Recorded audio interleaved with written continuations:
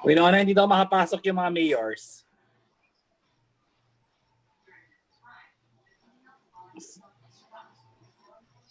Ay, ka-admit na natin. Hindi pa ina-admit. Kasi mabila silang umalis.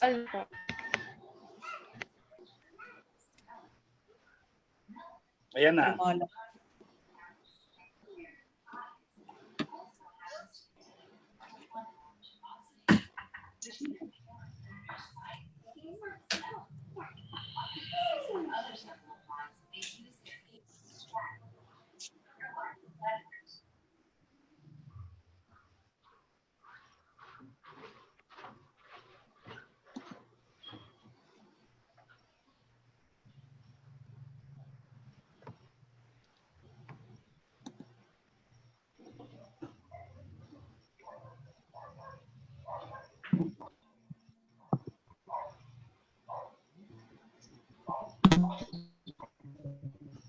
Hi po, mayors. Hi po, mayors. Magandang hapon po. Magandang hapon sa inyong lahat. Magandang hapon.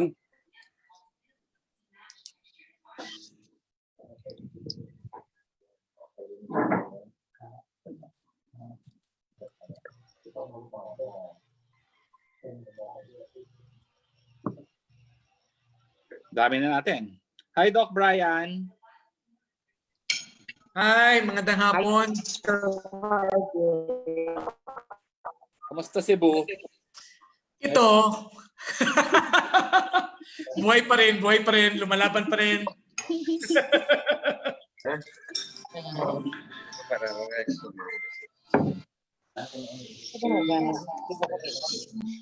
Ang bulgyo niya. Huwag na po.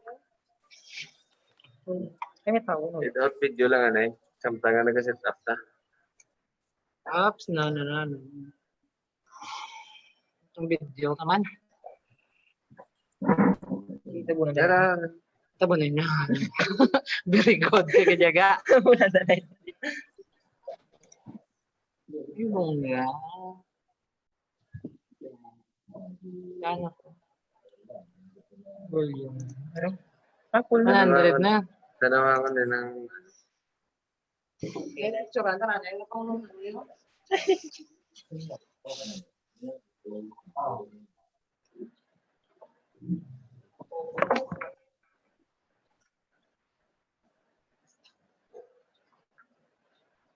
si Mayor Orland.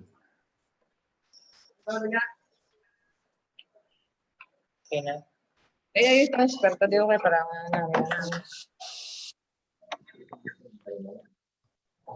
Later.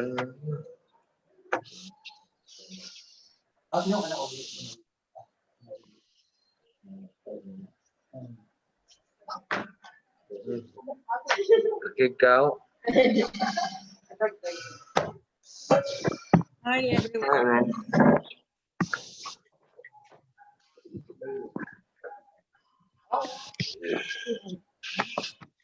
Hello po, mayors. Good afternoon po.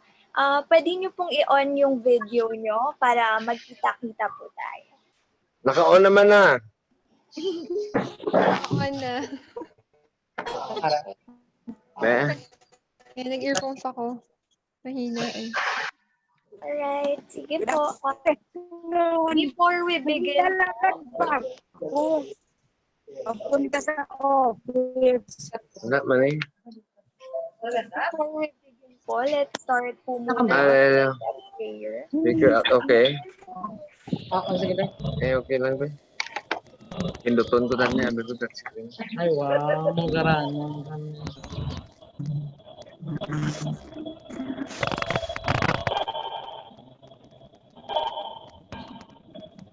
Let us put ourselves in the loving presence of the Lord, the name of the Father, and of the Son, and of the Holy Spirit. Amen. Glorious and blessed God, we place our work and ourselves into your hands. Thank you for giving us the gift of life, of health, and of fellowship. Please anoint our creativity, our ideas, our energy, so that even the smallest task may bring you honor. Dear God, when we are challenged, please guide us. When we are weary, please energize us. May the work that we do and the way that we do it bring hope, life, and courage to all with whom we serve in our own communities. We pray, dear God, that you bless this gathering with wisdom and discernment so that we can equip ourselves in braving the challenges we face with courage and strength. All this we pray in Jesus' name, amen. In the name of the Father, and of the Son, and of the Holy Spirit. Once again, good afternoon po and welcome po sa inyong lahat, Mayors. We are so happy po na kasama namin kayo ngayon. And our lead convener, Sir Harvey Ke, will welcome all of you. Sir Harvey.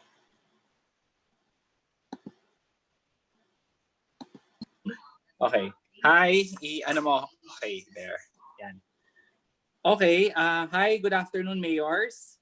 And thank you very much for joining us for Leap 4. This program was developed to help prepare ourselves, our mayors, particularly for the coming second wave of COVID-19. And hopefully, hindi na siya mangyari, pero dapat handa pa rin tayo. At the same time, we hope that we will be able to prepare for future pandemics that are currently happening, not only now, but we expect that these pandemics will happen also in the future. We are very privileged that today we have a very good friend who is an infectious diseases expert who can give us practical advice on how to make our LGUs COVID-free and how to also help our LGUs deal with the present resurgence of COVID-19. Many of us have already experienced COVID-19 in our provinces. Unti-unti na siyang kumakalat sa mga probinsya. Unfortunately, it's no longer just centered here in Metro Manila or in Cebu, which was the case a month ago. Right now, there are more and more cases of COVID-19 that are happening in the provinces, no? Which is very concerning. So it is, I think, incumbent upon us as the leaders of our LGUs to prepare and to make sure that we have the necessary information and knowledge on how to ensure that our LGUs will remain COVID-free, and at the same time, how we can prepare when COVID does come in to our communities. We can beat this virus. No? We can beat this virus. New Zealand has shown to all of us that we can beat this virus. Taiwan has shown to all of us that this virus can be beaten. Hong Kong and South Korea have significantly slowed the increase of cases in their areas. Although they continue to have COVID cases, they are not. Those cases are no longer as much as when they reached their peak 2 months ago. So it can be done, and I think with proper knowledge, with proper information, we will be able to slow and eventually defeat this virus and future pandemics. So on behalf of Kaya Natin Movement, and of course our ever loyal and ever helpful partner, San Miguel Corporation, we'd like to welcome all mayors for LEAP 4.0, our preparation for COVID and future pandemics. At the same time, we would like to thank our mayors for giving time today. We hope that you will find this information session very helpful. Feel free to take notes. Mamaya meron tayong Q&A. Huwag kayong mahihiyang tanungin si Dr. Brian. He is very helpful and he is very knowledgeable on this issue. He is also at the front lines. So yung kanyang ituturo sa atin, hindi ito hugot lang sa libro o any clinical study. This is based on experience. He is based in Cebu, so he is actually at the, should I say the second epicenter of COVID-19 in our country. So thank you again to all of you and enjoy the rest of the afternoon. And we hope that you will all graduate from LEAP 4.0 in the coming months. Maraming salamat, Winona. Thank you, Kay and staff, for making this happen. Thank you very much po, Sir Harvey. Once again, welcome po to our mayors. Sobrang saya po namin nakasama namin ulit kayo. I'd like to briefly introduce po our LEAP Secretariat, our Program Manager, Maris Cortez, and LEAP staff po ay Kagalang and Kent Masing. Kasama niyo po kami today. To make the most out of our discussion, meron po tayong guidelines for this webinar. First po, while the discussion is ongoing, all participants will be put on mute so that we can give the spotlight to the speaker. But please feel free po na i-on yung video nyo. Next po, we are live real-time via Facebook Live. Pwede nyo pong ibahagi sa inyong constituents and staff na gustong makinig sa discussion. Makikita nyo po sa Kaya Natin Movement Facebook page. Yun po ay www.facebook.com/kayanatinph. Third, after po ng talk ni Dr. Brian Lim, there will be a question and answer session. Tatawagin po namin kayo isa-isa at kapag may question po kayo, you can ask our speaker. Kung wala naman po, you can say pass. I'd like to introduce po our speaker for the first LEAP webinar episode. He is an infectious disease specialist. Ngayon po, at the height of pandemic, siya po ay consultant ng Bayanihan COVID Centers. At based po siya in Cebu, and he serves as a volunteer in giving advice to LGUs and the private sector to design strategies in COVID response.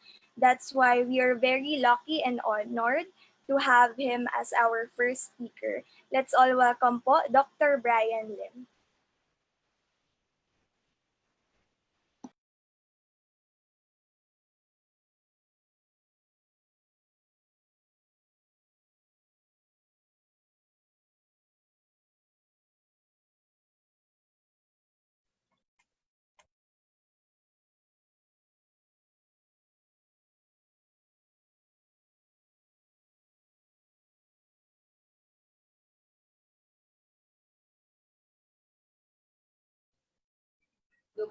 Okay, yan, there you go. Can you hear me? Ano na? Can you hear me? Can you hear me? Okay. So, a very good afternoon to everyone. Thank you for providing me with this platform to share what we have experienced here in Cebu and to share what we have also read from other countries and from other LGUs. No? So, being an infectious disease specialist, this is really one of those times na nagsisisi na ako na ito yung specialty ko kasi nakakapagod. But I think, as Harvey mentioned, that we can really fight and we can really win this fight in this pandemic if we really work together and be very strategic in how we do things. No? So allow me to just go straight to the point and share with you I have a presentation. Okay, here we go.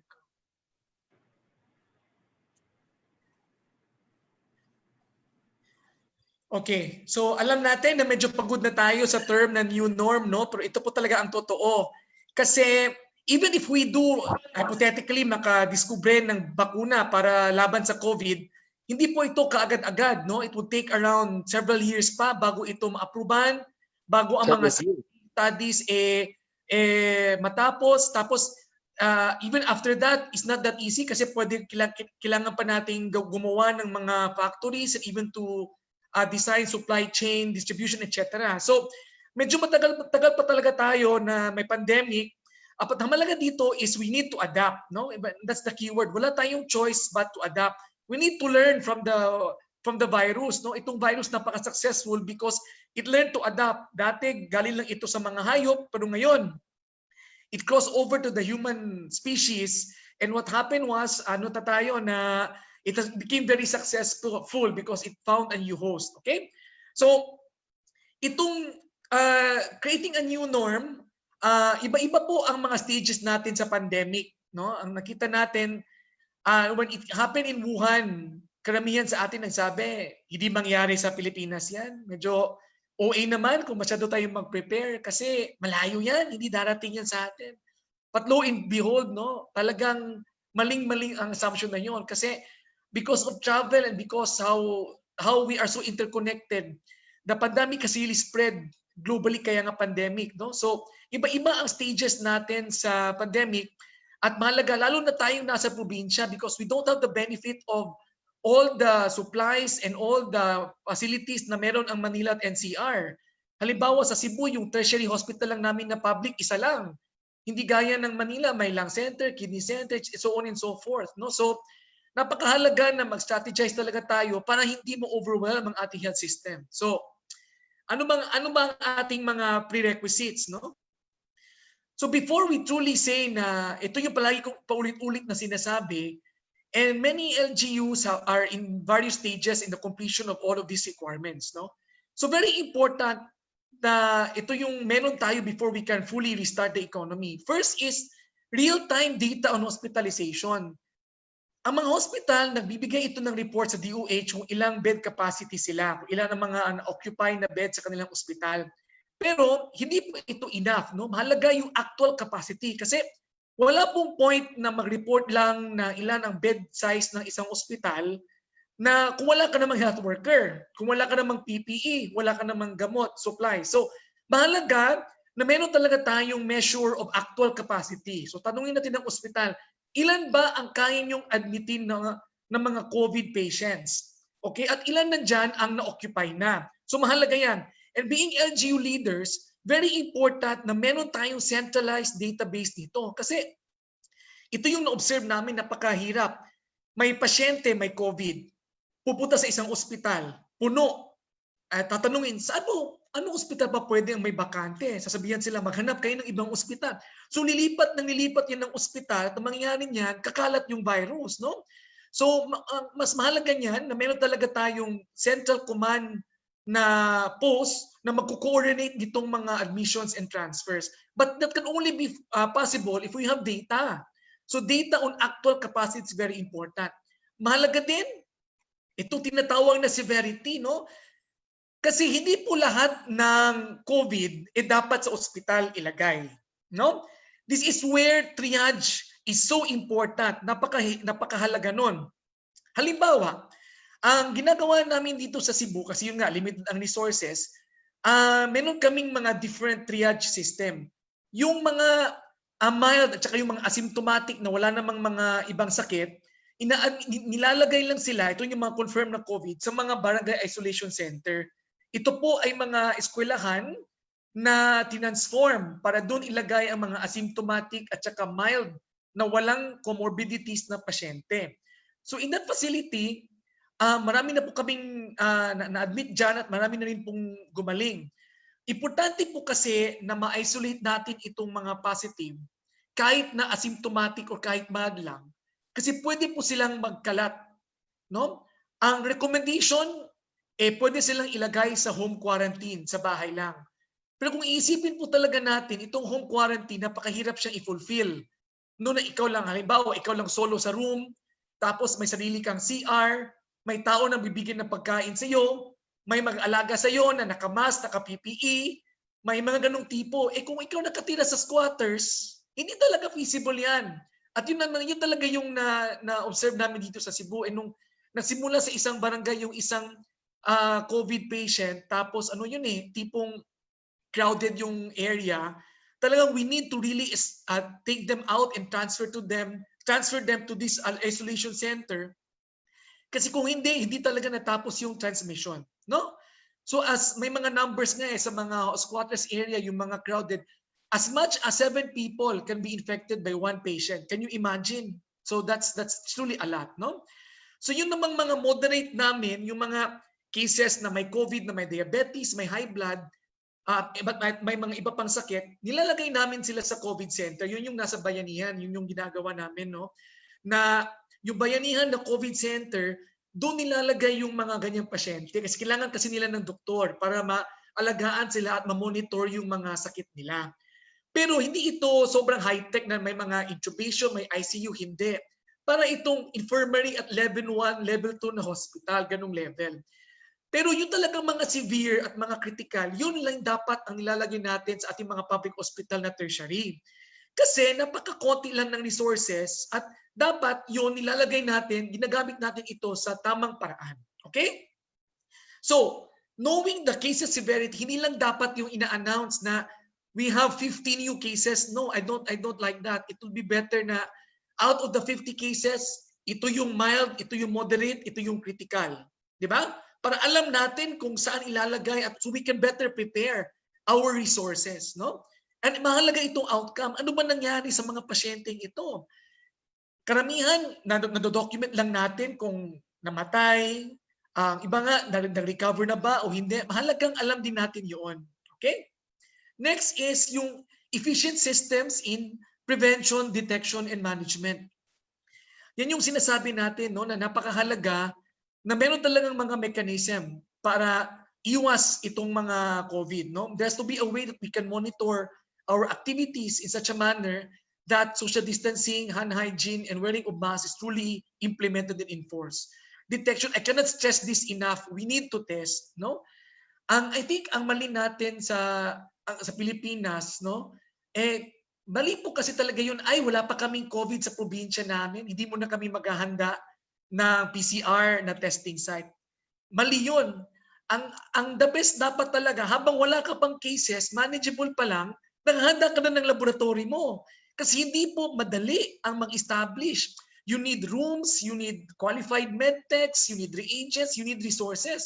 So habang itong golden period sa ating mga mayor na hindi pa ganun karami ang mga COVID, mahalaga po na mag-ayos na please, no, you can collaborate with the private sector or with the universities to really establish these PCR testing sites. Because I tell you, when in Cebu, when Manila was had an acceleration phase during the pandemic, yung mga samples namin napakatagal kasi we need to send to Manila. Of course, unahin nila yun, it's justified kasi marami silang cases. During that time, yung mga samples namin umabot ng mga ilang araw, even 5 to 7 days. No? So imagine, ang pasyente nasa ospital lang nakatenga, hindi mo alam kung COVID o hindi. Napakahirap, no? Napakahirap. Tsaka yung contact tracing, imagine ilang araw pa bago tayo maka-contact trace. So hindi po talaga yan strategic ang ganyang bagay. So nung nagkaroon na kami ng testing site dito sa Cebu, bumilis talaga. At ngayon pa, meron nang ginagawa pang ibang testing site. Ang mga private hospitals nag-team up. They're building and enhancing their laboratory para maging PCR testing sites din. Mahalaga po talaga yon. Dapat within 24 to 48 hours may results na. That's the ideal para we can already implement measures to isolate and to treat the patient. Okay?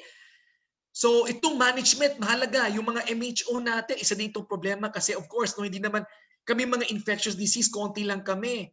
So ang ginagawa namin dito, so natutulungan, no, na parang may mga, pwede pong i-organize yung mga experts niyo, gumawa kayo ng mga webinar na tipong may mga MHO, yung mga doktor sa probinsya, sa mga munisipyo, turuan po natin sila paano mag-manage ng COVID para bago pa maging yung cases nila na mild to moderate para hindi na mag-severe and what to detect. Ano yung kailangan na dapat nilang tingnan para malaman nila na kailangan na bang i-refer ang patient to a higher level of care. So mahalaga po yun. Dapat may ganung tipong training din ng mga doktor natin at nurses. At nakita din po namin na itong donning and doffing, ang daming version na paggamit ng PPE. No, ang may mga breaches din.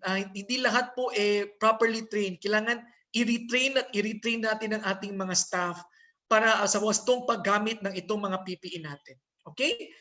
At yung sinabi po nating fast turnaround time ng testing sites, mahalaga po ito. So I do urge all our LGUs na ngayon na konti pa ang cases niyo, please do prepare na.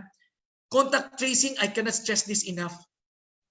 Nung Cebu, nung sobrang dumami yung mga cases namin, actually, karamihan talaga nun, nung sa simula, are really the asymptomatics kasi medyo intense yung pag-contact tracing. If you can do primary, secondary, and tertiary contact tracing, that's better. Ibig sabihin nun, yung contact, i-test. Until yung mga contact mo yun, wala na, pwede na. Sabi mo nang na-contact trace mo na lahat. Kasi, ito kasi, di ba, medyo nagkadebate na ang asymptomatic ba na mga pasyente nakakahawa, no? Mahirap kasi siyang i-establish ang asymptomatic.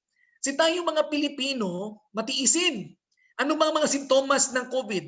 Ubo, sipon, yung parang trangkaso, parang ganon, no? Masakit sa likod. Karamihan sa ating mga kababayan, sinasabi nila, katandaan lang yan eh. May ganyan naman talaga araw-araw, hindi nga nila pinapansin. So, that's why it's so important that we contact trace para matest natin. Next is adequate medical resources. Hindi po dapat na tatapos ang ating mga pag-prepare sa mga hospital at mga facilities. That's why the data in number 1 is so important, so it can feed here. So you can prepare. No, hindi pwedeng tipong, hala, wala na kaming N95 bukas, sana tayo maghahanap. Hindi. Dapat meron talagang constant review ng mga supply para maayos. Public education and reporting, ito napakahalaga kasi ang daming fake news po ngayon. Hindi din naman pwede na magpapanik ang mga tao, di ba? So mabuti din that what we tell them is the truth. And of course, ito ang pinakamahalaga sa lahat. There has to be compliance of the public, and this needs to be measured and monitored by the LGUs. This is not the right time to be lenient and to seek to please everybody. That's the tendency. Kung dapat magalit, magalit. Kung dapat hulihin, hulihin. Kung dapat tanggalan ng permit ng business kasi nagva-violate, dapat gawin. We need to make a good example to our people, no? So dapat walang exemption ito. Sikat ka ba, bida ka ba, o ordinaryong tao, dapat when you violate, dapat talaga may consequence, no? Kasi if not, itong mga rules natin hindi susundin ng ating ng taong bayan. Okay. Now going back, so hypothetically po, na-fulfill na po natin yung mga points na na-mention ko dito, no? Itong mga 8 points. Ano ba ang next step natin sa mahalaga dito yung workplace kasi most of us naka-GCQ na, no? Tapos or modified ECQ. We are now slowly preparing to open the economy. Itindihan ko din po, no? Kasi of course being a doctor, kung mabuti, close lang lahat, lockdown lang kasi para safe tayong lahat. However, I don't have the luxury to think of other perspectives, no? Because ang challenge talaga sa LGU is to balance economics and safety objectives, di ba? Because kung hindi rin natin bubuksan ng ekonomiya, maraming magugutom, maraming mamamatay, maraming magkakasakit, and in the latter part, maraming mental health issues, at saka wag naman sana mga anarchy and violent reactions. So mahalaga, habang naka-GCQ pa or MECQ, dapat hinahanda na natin ang ating mga economic centers and businesses para kung mag-open naman or handa na sila. Okay? The first step is informed consent. Okay. Marami sa mga empleyado takot magsabi na may sintomas. Bakit? Kasi takot silang ma-discriminate. Na, na-COVID si ganyan. And they're afraid that they will lose their jobs. Because, na-COVID, may stigmatized na ito, hindi na papabalikin sa trabaho. At that's why it's so important that we need to assure them of their data privacy rights. No, na hindi ito na their information that they share to the employer and during the testing is assured. Okay. Itong testing, mahalaga kasi na may protocol ang businesses, no? Na for example, may simptomas ang empleyado, dapat i-test talaga. At dapat may protocol, hindi dapat nagpapanik. Na tipong ito may lagnat, may ubo, saan siya ilalagay? Saan siya i-isolate? Tapos saan din siya, ano ang mga dapat gawin? So mahalaga, sa simula pa lang, may informed consent na. Para itong mga protocol na to, hindi na tayo magka-cramming pa sa pag-explain. Dapat sa simula pa lang, nandyan na. And tapos ito, mahalaga, health declaration of employees and their immediate household as well as their living conditions. Kasi ito yung experience namin dito. Ang halimbawa, may empleyado, may fever, no? Tapos na COVID. Ayan. Saan mo siya ilalagay? First option, pwedeng ilagay sa bahay. Ngunit, kailangan yung bahay ma-inspect na solo lang ang room niya, solo ang CR, at walang mga matatanda at may sakit na kasama niya sa bahay. Kasi kung hindi, pwedeng mahawa ang mga to. Okay? Tapos kung, for example, hindi kaya ng bahay, dapat i-isolate. May facility dapat kayong re-referan. Dito sa amin sa Cebu, yun yung mga barangay isolation centers, yung mga schools, at saka itong mga bayanihan COVID centers. So, pero napakahalaga na start pa lang, alam nyo na kung saan nyo ilalagay yung empleyado nyo. No? Halimbawa, kung ang empleyado nyo may diabetes, may high blood, hindi pwede yan sa mga barangay isolation center kasi walang doktor doon na 24/7 na nag-duty. So doon namin nilalagay sa COVID center kasi may nurse at saka doktor doon. Okay? So, mahalaga yan. So kung ikaw ang HR, may na-COVID si ganyan, alam mo na kung saan mo ilalagay. Kasi based on some experience of people here, tatawag pa yan ng bahay, tatawag pa ng barangay, yung barangay pupunta pa sa bahay niya, i-examinin pa yung bahay niya. It takes too long. It takes too long. Sometimes it takes 2 to 3 days bago maka-decide saan mo ilagay yung pasyente. Hindi dapat ganoon. Dapat pag may positive na, alam mo na ang next na gagawin. Okay? Ito dapat mag-cooperate sa contact tracing. Ang iba, tatanungin mo yan na COVID, sino ba yung mga nahalubilong mong mga tao? Ang iba hindi won't tell the truth. Ang iba din hindi umaamin kasi takot sila na ma-stigmatize. So kailangan our employees must sign talaga, they have to cooperate kasi it's actually a legal thing. If they lie, pwede silang makasuhan, no? So hindi pwedeng nasisinungaling during a pandemic. And of course, we need to assure our employees that they will not be discriminated. No, as they say, discourage presenteeism. Dati we discourage absenteeism, di ba? Kasi absent. Ito, we discourage presenteeism. Kung may sakit ka, tapos pumasok ka pa, dapat may penalty yan. Dapat may penalty yan. Katasweldo yan. Kasi dapat, you are putting so many people at risk. At mas malaki ang loss ng negosyo kung tipong maraming papasok yung may COVID. No? So I think dapat hindi ito nakakalimutan. Earlier on, meron na dapat ganito. Okay. Next is very important that you try to clarify paano natin ma-roles ng mga partners. Sa amin sa Cebu, yung mga chambers of commerce are quite proactive. Ang gagawin nila is they're gonna create a body that will sort of self-regulate to check and balance themselves na magfa-follow ng rules ng new norm. So dapat talaga hand in hand itong mga polisiya. Okay, ito yung innovation namin dito sa Cebu, no? Ito yung mga magandang innovation ng aming chambers of commerce at ng mga LGUs, yung HIP, no? Health Information Prevention and Control Officers, or HIP ako, parang ganun, no? HIP ko. Tipong, kung meron tayong safety officer, meron tayong HR, meron din talaga tayong Health Infection Prevention and Control Officer. So ano bang dapat gawin nila? This group of people or this person, ang task talaga nila is to ensure that the workplace meets the standard for infection control.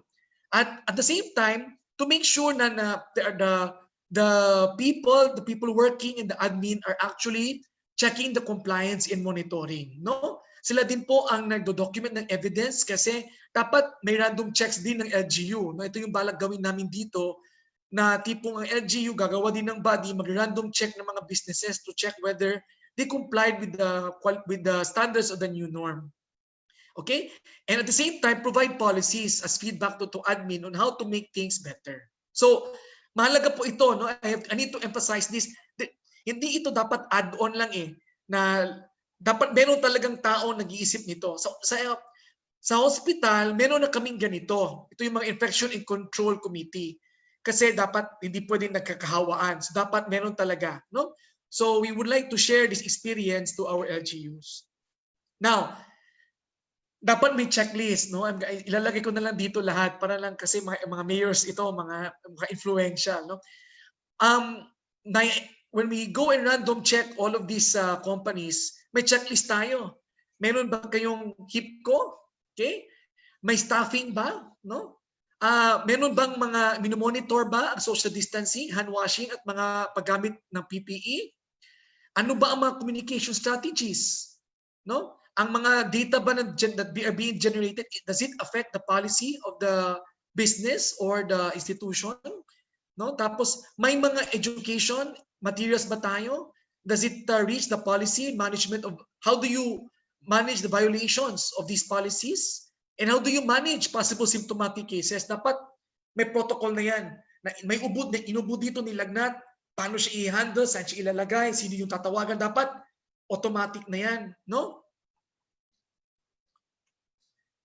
At meron ba, are they available? Ito na yung problema natin. Karamihan, may alcohol dispenser pero walang laman. No? So dapat may tao ding in charge na all of these supplies need to be available. Kasi design has to affect behavior.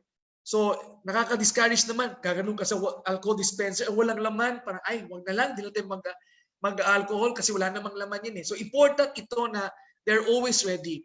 You need to retrain the janitorial staff. Ito din ng, in one of our hospitals here, ang na-COVID ay yung janitorial staff. No? Kasi we need to also help them kasi hindi sila health workers eh. So hindi sila sanay sa mga pag-PPE, sa pag-handle ng mga infectious waste. So we need to really train them. Dapat turuan sila paano mag-handle at mag-disinfect ng mga areas. And of course, dapat may guidelines na ito. I can share these guidelines to the group, no? I will give you my folder on all of these. On how do you do hand hygiene, disinfection? How do you disinfect your laptop? How do you disinfect your tables? How do you disinfect the floors? What should be the concentration of the bleach when you're mopping the floors? How often should you change the water in the bucket of the water? No, mga ganung tipong practical yet often overlooked na areas. No, so proper use of PPE, waste disposal, etc. So what is the scope of the infection prevention and control program? It should include the staff, the customer, the admin in the supply chain. Because sometimes, for example, may mga deliveries kayo, may protocol dapat para hindi mahawa. Kasi delivery man yan eh, maraming pwedeng halo-halo. Para how do we design para safe ang ng supply chain? Tapos, where do you refer the patient kung merong mag-symptomatic? No? And engineering controls, ito yung sinasabi. We need to really redesign the way we handle our offices. No? Kasi kung hindi, magkakahawaan lang talaga. So itong social distancing, alam na natin to, but this needs to be made more deliberate para lang klaro. No? At ventilation and airflow, itong offices, aircon, delikado, aircon, close, walang exhaust, walang open air. For example, may umubo lang dyan, iikot lang yung hangin sa loob. I'll give some tips later on how to do this. And itong mahalaga yung zoning. Ang zoning kasi, ang style niyan is to create zones in your office para ang mga movement of people are controlled. Why? Example, if sa zone 1, merong na COVID, ang i-isolate mo lang, i-quarantine mo lang, yun lang mga tao sa zone 1. So the key here, the people in each zone must not interact. Doon lang sila. That is where they eat, that is where they work. Tapos yung mga memo dapat electronic na para to minimize the contacts of these different zones. Okay? So I will share more tips in a bit. Okay. Now, of course, the waste disposal, and I already mentioned all of this. No? Now, ito yung requirements for home quarantine. There are actually 7 points, and sometimes some of these are overlooked. There should be a solo room, separate room. Hindi pwedeng yung meron ka lang divider. No, it should be separate. Tapos yung mga housemates niya dapat walang ibang sakit. Kasi kung mahawa sila, delikado. Pwede nilang ikamatay, no? So, there should be a designated person to provide food kasi hindi na siya aalis eh. Food, toiletries, dapat may tagalagay dyan. Hindi papasok. Kakatok siya ng door, iiwan niya sa labas ng door, tapos aalis siya. Tapos bubuksan ng door, kukunin ng pasyente. Hindi pwedeng personal ibibigay mo kasi that's another risk for exposure. Caregiver should be oriented. Dapat may orientation and training din po yan. At may mga disinfectant dapat na available sa bahay. At may mask din, na surgical mask. Hindi lang face mask. Kasi ang face mask will not really will not be enough, no? And itong link to a monitoring system in the LGU, dapat nakalink ito sa LGU. So can you imagine, ilan ba sa ating mga kababayan na nakatira sa mga sa Class C, D, and E areas? Hindi ito kaya. Yung mga rooms pa lang natin halo-halo. So again, it's important that earlier on your staff ma-evaluate na ang bahay nila ng ganito. Okay, general guidelines. Yung mention ko, may database talaga para we know when and how to triage. Health monitoring. I dare say no na hindi lang enough yung thermometer. Dapat tatanungin talaga, may ubo ba, may sipon pa. Pwede kayong gumawa ng text message on a daily basis. May system na IT na tatanungin sila, tapos magre-reply sila. So it's a daily health declaration. No? Please promote no smoking kasi studies have shown that those people who smoke attract COVID more. Kasi kung magsusmoke, mag-create po ng mga receptors, no, ng mga substances sa lungs na pwedeng dumikit talaga ang COVID. So higher risk for death ang mga pasyente na nagsusmoke or past smokers. So please, no smoking. Flexible leave arrangements. So dapat iisipin na natin yan. Kung magkasakit, who's going to be next in line, etc. So let's be considerate as well. What if ito health worker is caring for a sick person? So let's also, maybe we need to also talk about the leave arrangements. And maybe as LGUs, we can also discuss this with the HMOs. Kasi pwede kasi mabago yung mga package nila para to take care of these additional requirements, no? Kasi iba talaga ang pandemic, dapat magtulong-tulungan. Adequate training and education, very important, no?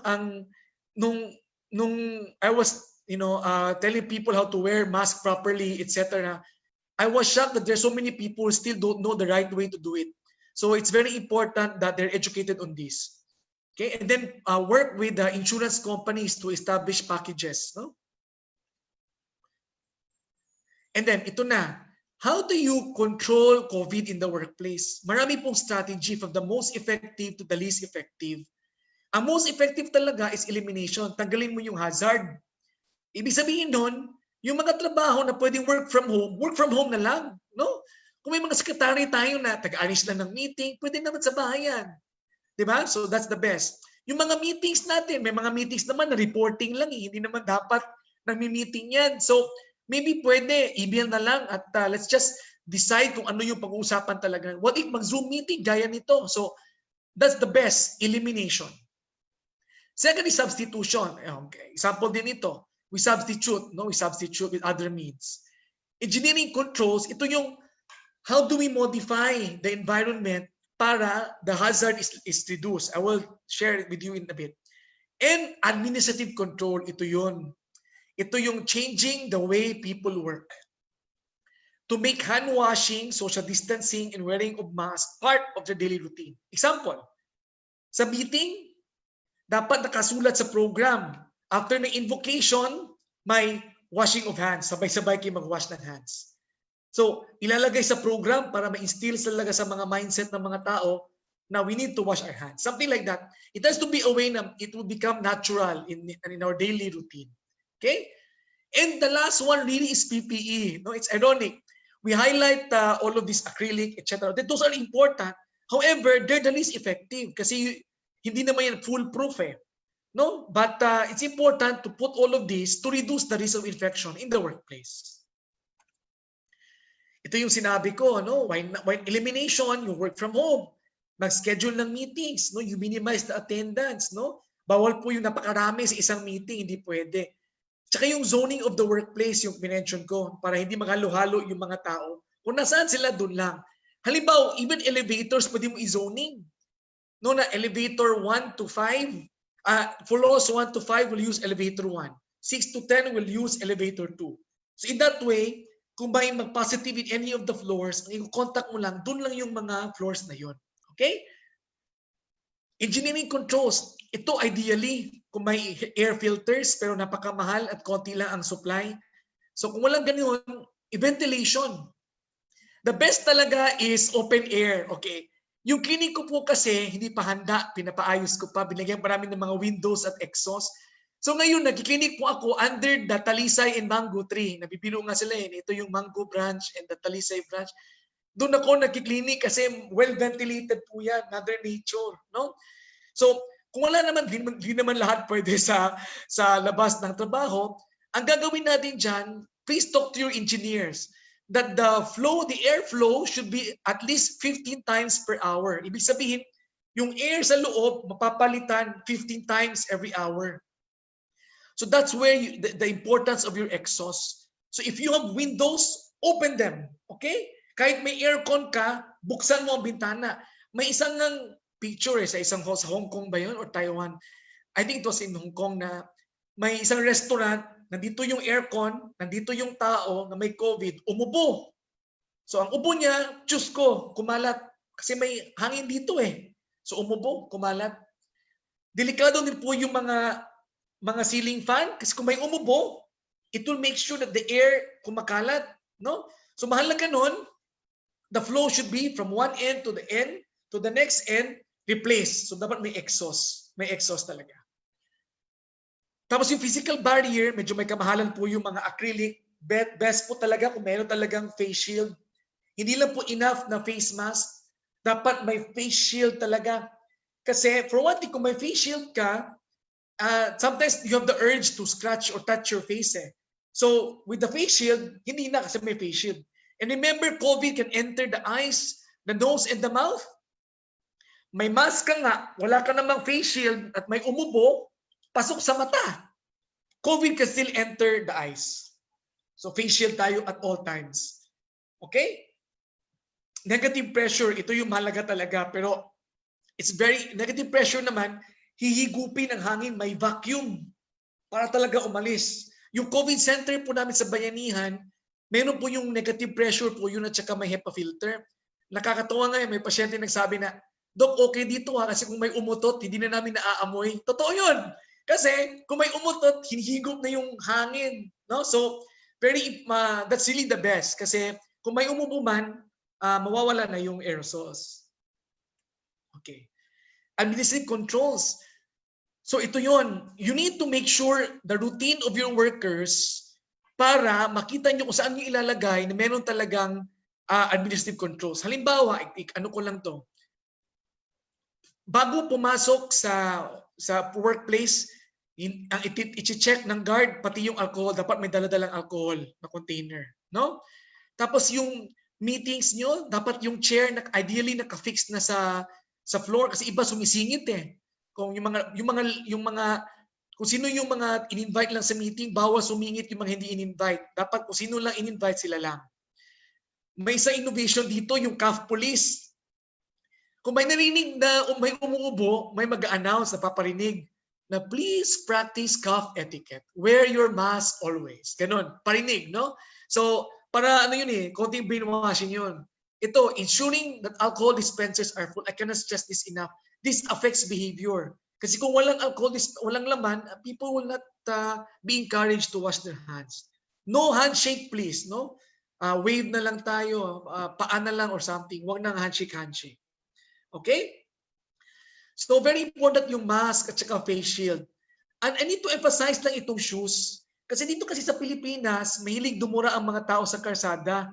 So ako sa bahay ko, before ako pumapasok sa bahay, yung sapatos ko nasa labas lang, hindi talaga nakakapasok. So sa inyo, kung ito ba factory o office at kayo-kayo lang, wala masyadong customer, I do recommend na iba yung sapatos sa loob at iba yung nasa labas. No, para hindi kayo magdala ng COVID sa loob ng office. Okay? Because COVID can really attach themselves on the shoes. Tapos hindi lang yun. Yung mga foot bath, hindi yun guaranteed na effective kasi hindi naman matagal sinusok yung sapatos sa foot bath So pwede po rin may makalusot. Okay? Personal hygiene, yung mga mahabang buhok dapat nakatay na sa likod.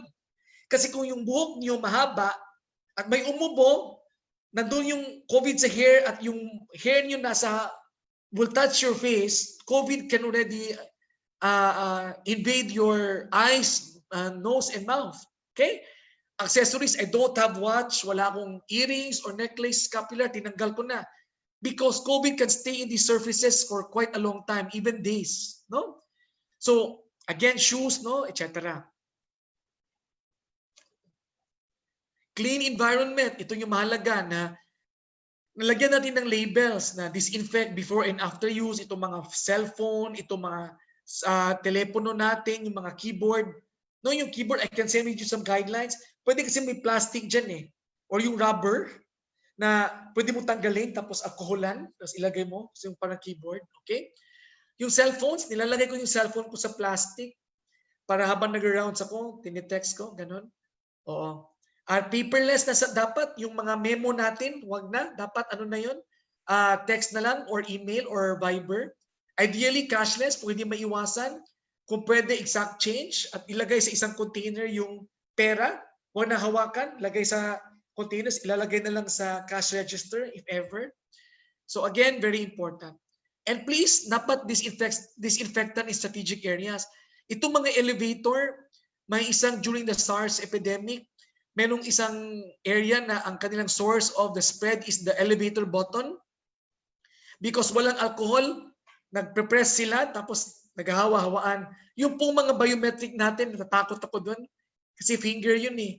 Ideally, kung pwede mata na lang yung ganun or find another way para lang to avoid that. O lagyan nyo ng alcohol dispenser and make sure puno po yung alcohol palagi. Okay? Again, ito yung respiratory hygiene.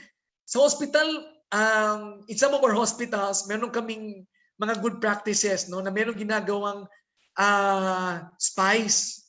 Hindi mo alam kung sino yung spy for the day. Itong mga spies for the day, ano sila, yung mga nakikita nila hindi nagpa-follow ng rules, sinusubong nila sa hip ko. Tapos yung hip ko, pinapatawag nila talaga at the end of the day. At tinatanong ko bakit hindi ka sumusunod sa rules. Ano ba talaga? Ano ba talagang kailangan gawin para sumunod kayo? Parang ganun. Sometimes you really need to do this kasi we Filipinos are not really known for our discipline. Eh. Kung walang mapupulis, may mga lumulusot. So, konting strict tayo niyan. Okay? Physical distancing. 6 feet po ang pinaka-safe. No? 6 feet. Pero ang delikado lang doon, kung may electric fan dito sa likod or aircon, kung umupo ako, pwedeng kumalat pa yan na even farther. So it's not good to have fans sa likod ng isang tao. Kung umupo kasi yan, kakalat. No? Okay. Tapos yung contact, if you have more than 10 minutes at wala kayong mask or face shield, high-risk contact po yun. High-risk contact. So kung ganun, if you need to meet with someone more than 10 minutes, social distancing, wear mask and face shield kaming dalawa. Because the risk for transmission is very low kung ganun. Okay? Itong lalagyan talaga ng X marks the spot kung saan pwedeng pumila kasi minsan hindi nila alam saan tumatayo. Okay? Crowd control, dapat sa mga LGU natin, I do encourage our LGU na dapat shining example ang ating mga offices sa local government. Ang palagi na kong nire-recommend na i-video nyo bago nyo implement na the LGU follows the new norm. This is our office, before and after. Ganito yung flow namin. Ganyan, para makita ng mga tao na, uy, pwede ito, no? As an example. Saka yung mga transactions talaga, sa Cebu City, ang ginawa nila, itong mga permit, etc., ginawa na nilang online. At scheduled na yung if ever you need to go and pick up something. Kasi yung mga pila-pila, nakakatakot.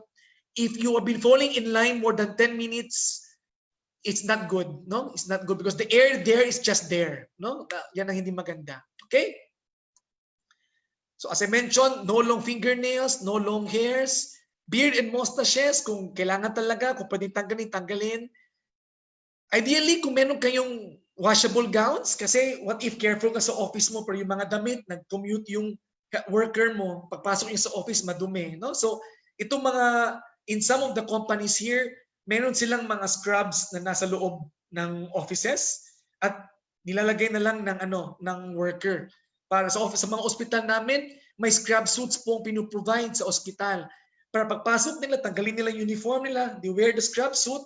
Pag alis naman nila, yung scrub suit iiwan at ipapalabada. Okay? So, na-mention ko na ito. Zoning, I mentioned that already. Architectural modifications, I mentioned some of these. No, avoid ceiling fans, ensure social distancing, avoid air conditioners. But if you have it, you open your windows, so you must have a good exhaust. Avoid carpets. First, yung mga medyo fibrous na surfaces. Kasi mahirap po silang i-disinfect. Hindi gaya ng itong glass or wood. Lagyan mo lang mo lang ng alcohol or bleach, tanggal na po. Itong mga first, mahirap, no? Okay? Okay, itong mga kung pwede lagyan niyo ng wood yung bottom, yung foot ng door para pag push and pull paano lang gamitin. Huwag na yung kamay, isa pa yung problema, no? Okay. Ito, very important. If you want, no, I have more detailed guidelines here. I'll share this to Harvey and I will ask him to share it with you if you need it. So no problem, no, we will share information. Very important that we identify the super spreader sites. Ito yung mga area na pwedeng magkaroon ng outbreak. No? Ito yung area na wherein the rules of social distancing, hand washing, and PPE may not be properly followed. Security. Ang problema dyan, yung mga nakapila sa security, sikip-sikip. No? Dapat may X talaga. Second, the guard, sometimes lumalapit talaga sa iyo eh. Bago kanya ng thermometer na dapat, let's make something na parang selfie stick na malayo para si manong guard natin is safe din. Okay? At yung mga doors sa car, na minsan pumapasok pa yung guard sa loob, sir, pa niya, ikukunin pa yung temperature yung katabi pa ng na nakumupo doon. So dapat may ganon, may longer stick. Mind you, we are seeing more and more PNP and security guards having COVID. Exposed talaga. Okay? And I would really recommend my face shield, my gown at saka mask para naman sila pagkatapos ng shift nila, ilagay lang nila yung gown para naman pag uwi nila sa bahay nila, ano pa yung damit nila. Okay? Spray alcohol on the hands. Spraying is better than yung pindot-pindot. No? So yung pindot-pindot, hawakan mo pa. Kung meron nabibili, I bought one for my clinic na yung foot power, i-press mo lang yung paa, lalabas na yung alcohol, hindi na kamay, paa lang. Okay? At ito ang pinaka nakakatakot of them all, lunch areas. Itong mga, in many papers about healthcare workers na nahawa sa COVID, interestingly, hindi itong mga health workers na nag-aalaga ng mga COVID. Most of them, yung mga nagka-COVID, if not really from the COVID areas. Kasi ito yung irony eh, kasi kung nandun ka kasi sa COVID area, people would tend to be more conscious kasi alam nila na pwede silang mahawa eh. So actually, infection is actually controlled. But in areas na akala nila safe, dun sila nahawa. Number one is lunchrooms. Kasi kung kumakain, hindi naman tayo nakamask. At tayo mga Pilipino, ako favorite ko yung lunch eh, no? Pero wala na talaga.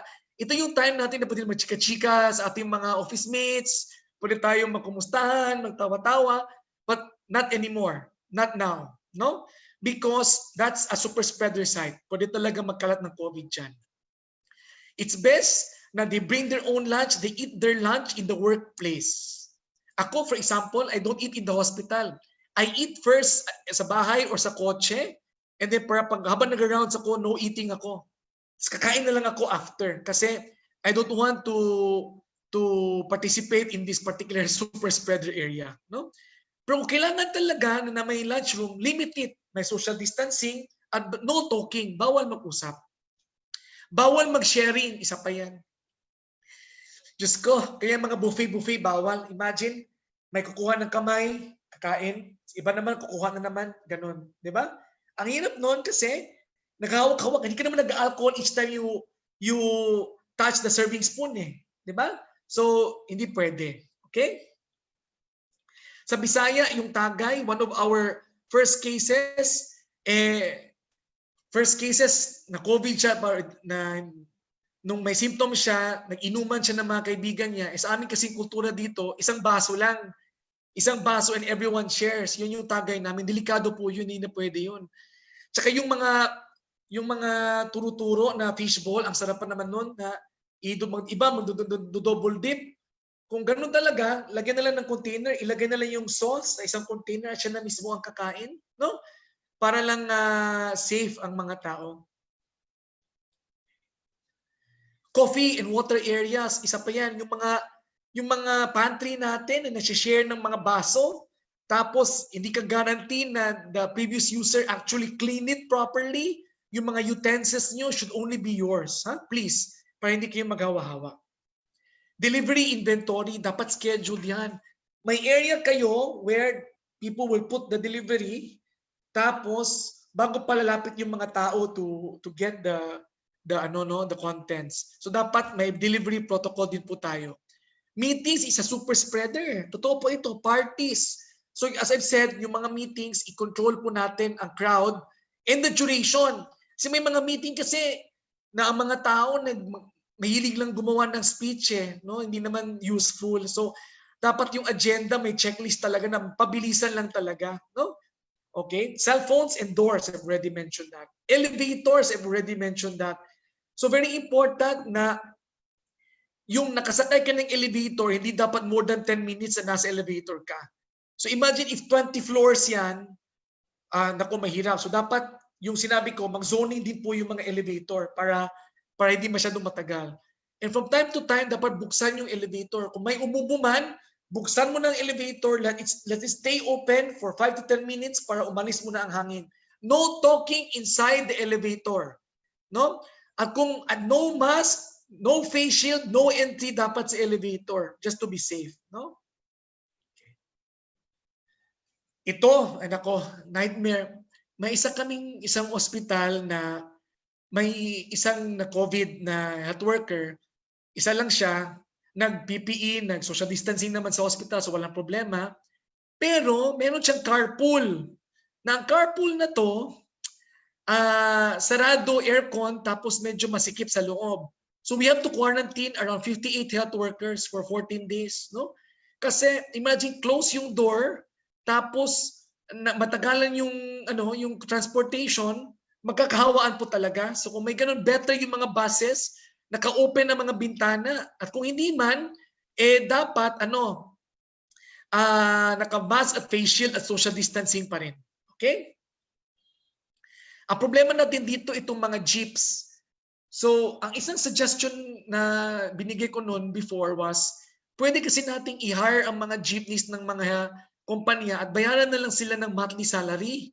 Kasi para hindi na sila mapilitan pa na punuin yung jeep. Doon kasi nanggagaling yung violation Na, hindi pa ako kumota. Dapat I need more passengers para makabayad ako ng So there has to be a mechanism para ma-facilitate naman ang pag-comply ng ganitong guidelines.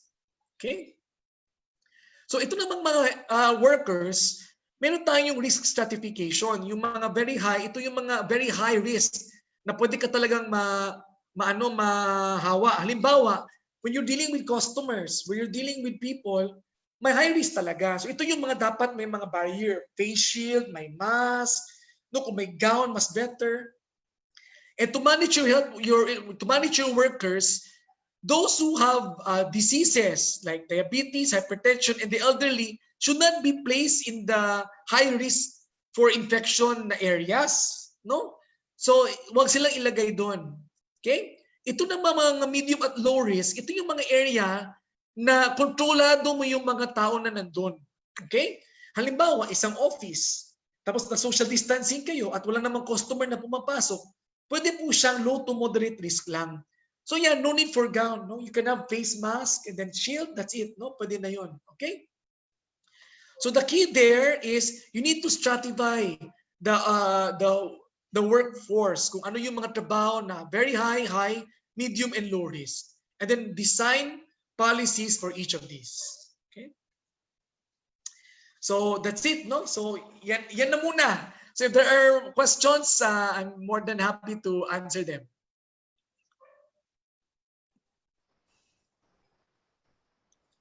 Thank you po, Dr. Brian. Let's give him a virtual round of applause. Yan, gamitin po natin yung clap na reaction. Yay. Okay po. Now po, we'll move on to the question and answer session. Tatawagin ko po isa-isa yung mayors and please ask po if you have a question. Let's start po with Mayor Len. Mayor Len from Malabon, may question po ba kayo for Doc Brian? Actually, my question, Doc Brian, kasi by right now we do a lot of testing. Dumadami din yung kina-quarantine because nasabi mo yung sa informal settler sites. Right now we're housing like 200 individuals and I think it's growing pa. We're turning, tapos may problema pa sa school because yung school inaangkin na ng DepEd by the end of the month. So we have a problem. Where would you put these people? No? So yun ang problema namin. Parang the more we test, the more walang kakayahan to place them. And we're not a hotel. Nagiging parang hotel na. Ang hirap. So yun nga, we have to do that home quarantine, I think. Doon kami patungo. But how do we do that pag talagang wala talaga?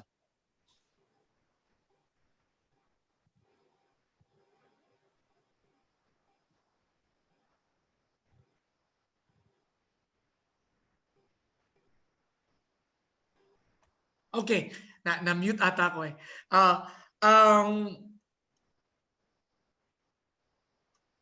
Okay, that's a good question, Mayor. No, so you are right. It's very expensive to quarantine and isolate all of these patients. I could imagine the nightmare of providing for all of these people. So I agree. No, ang key nito is we need to really ensure and help all of our people redesign their homes inside. Pwede naman talaga, feasible naman. But we need to really educate them that the home quarantine standards are also in place. In other areas, what they did was, ang nagbabayanihan yung mga bahay. For example, sa bahay na to may 3 of the 6 may COVID. Ito, 2 of the 6 have COVID. Ang ginawa nila, yung 3, ang isang bahay, doon natitirahan yung mga COVID at saka yung walang COVID, lumipat sa isang bahay. Pwede pong may ganon. Pwede pong may ganon. So you can, that's the key. That now it would be best that at the barangay level, alam natin ang capacity ng mga bahay ng mga tao and we need to already orient them na in the event na may maganito, will you be able to, we need to encourage them to participate in this particular arrangement. Kasi I understand no, that the consequence of testing is you will get people who are positive. Okay, now the argument is, wag na lang tayo mag-test kasi napakahirap, no, i-isolate pa natin. No, we will not stop this pandemic if we do not stop the virus from spreading. So we need to really test and test and test and then isolate.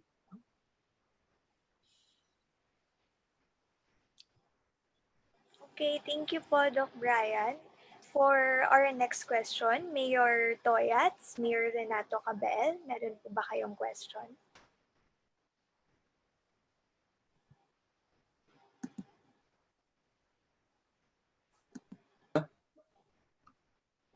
I'll pass muna.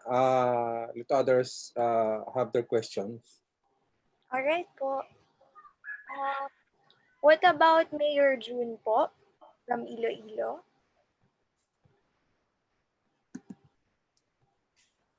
Mayor June, may question po ba kayo?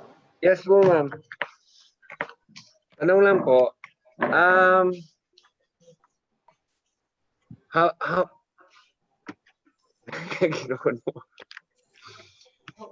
How long did it take you to process the facility, Doc? Which one?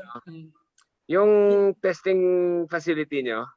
Kasi in our case, dito sa Iloilo po, meron dito meron kaming equipment sa isang hospital, public hospital dito sa Iloilo. Yung problema, ilang buwan na hindi pa rin nag-ooperate Tapos yung testing namin dito medyo mahina sa buong probinsya. I think it's not only in the whole province but it's the whole of Western Visayas, I think. Yung Panay Island, isa lang testing center namin dito Provincial hospital lang yun lang. So the key dito, sir, that's a good question, no? Kasi when you establish a testing site, meron talaga yung checklist din na nandun yung the infrastructure kasi for them to accredit your PCR testing site, dapat yung biosafety requirements have to be met. That's one. Second is competency ng mga medtech kasi pagdating ng RITM team to accredit the laboratory, may examination yan. Nabibigyan sila ng unknown na may sample kung ito ba they will let them test at titingnan kung COVID positive ba or hindi. Kasi dapat may certain level of accuracy yung testing. So ito, hanapin natin, sir, Mayor, kung saan dyan ang problema and to address specific issues. Itong nangyari dito, ngayon sa Cebu, mayroon na kaming 3 testing site. One is in our regional hospital, one is in the DOH region. The TB reference laboratory has been transformed into a COVID testing site. And the third one is in one of the private hospitals. So ang strategy namin dito, yung mga ospital na may existing na PCR machines at trained medtech, yan yung inuna. Kasi kahit papano, ang mga medtech dito, sanay na sila sa paggawa. Hindi madali ang gumawa ng PCR, napaka-tedious niya. So dapat you need to be able to strategize kung sino yung areas na may training na.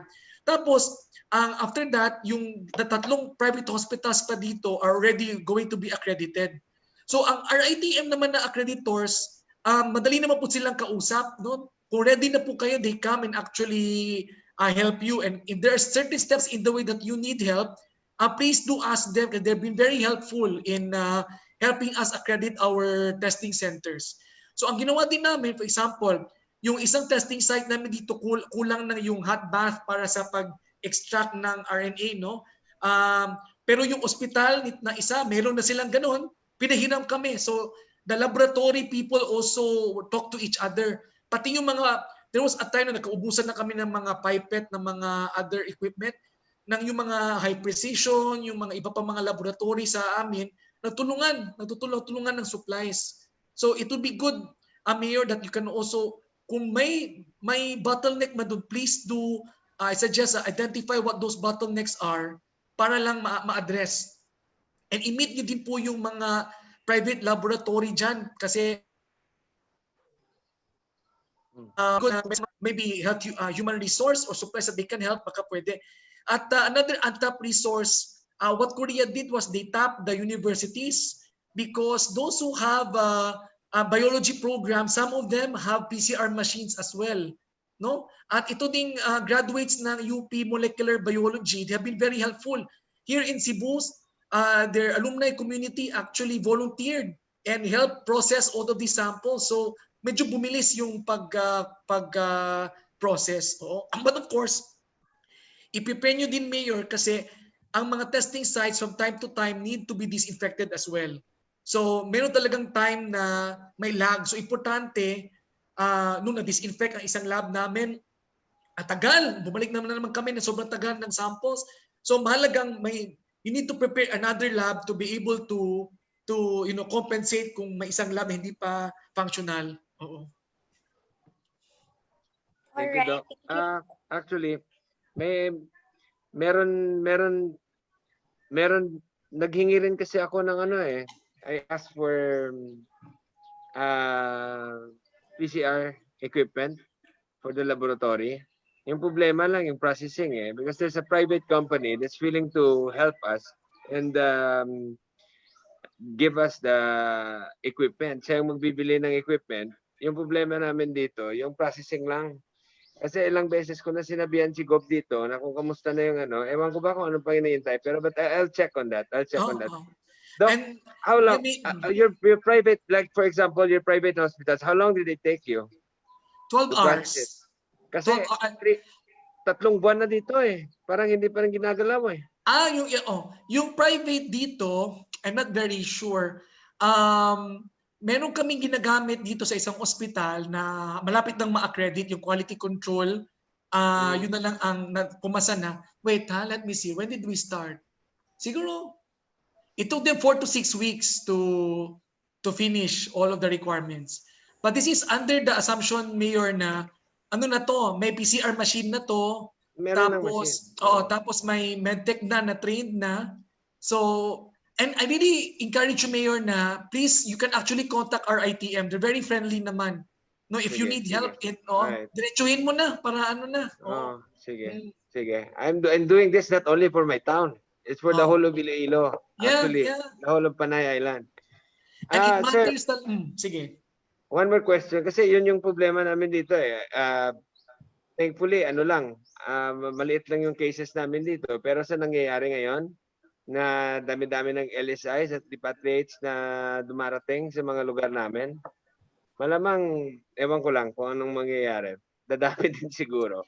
Kasi So, wala silang, walang proper coordination eh. Babagsakan ka lang ng, LSIs at repatriates without you knowing it. Anyway. Kasi sa amin, the first cases that we have from Cebu are from Manila. Yeah, and unfortunately, during that time we were, minsan, please do learn from the misgivings sa mga other areas, no, na tipong, the best way to be so strict is during the start. Hindi pwedeng nakalusot na tsaka ka pa nagiging strict. I would require, if you can spend to isolate them, na may guard talaga na bawal umalis. I've been always advocating sa mga quarantine, put them in a boat, para kasi iba kasi we quarantine them in a hotel, minsan sinusuhulan nila yung guard, nakakaalis. So itong mga na babalik sa inyo, please allocate resources to really control them na hindi sila lumabas sa where they are being quarantined. At yung quarantine sa bahay lang, itong mga OFW for example, hindi kalukuhan yan. Kasi imagine, they haven't been home for several months, tapos sasabihan mo sila na sa kwarto ka lang, meron talagang lumulusod dyan eh. Hindi mo talaga may iwasan.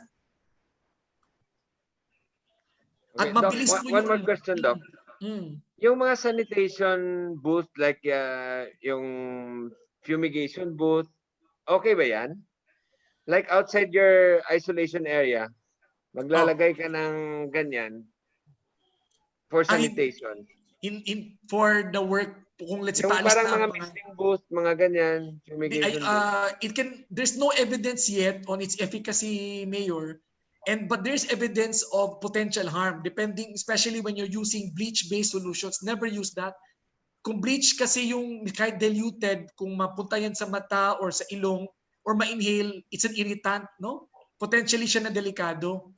Another thing lang pala, in your isolation centers, before you discharge a patient after they recovered, please make sure that they take a bath, no? Kasi they should not be bringing COVID back to the community.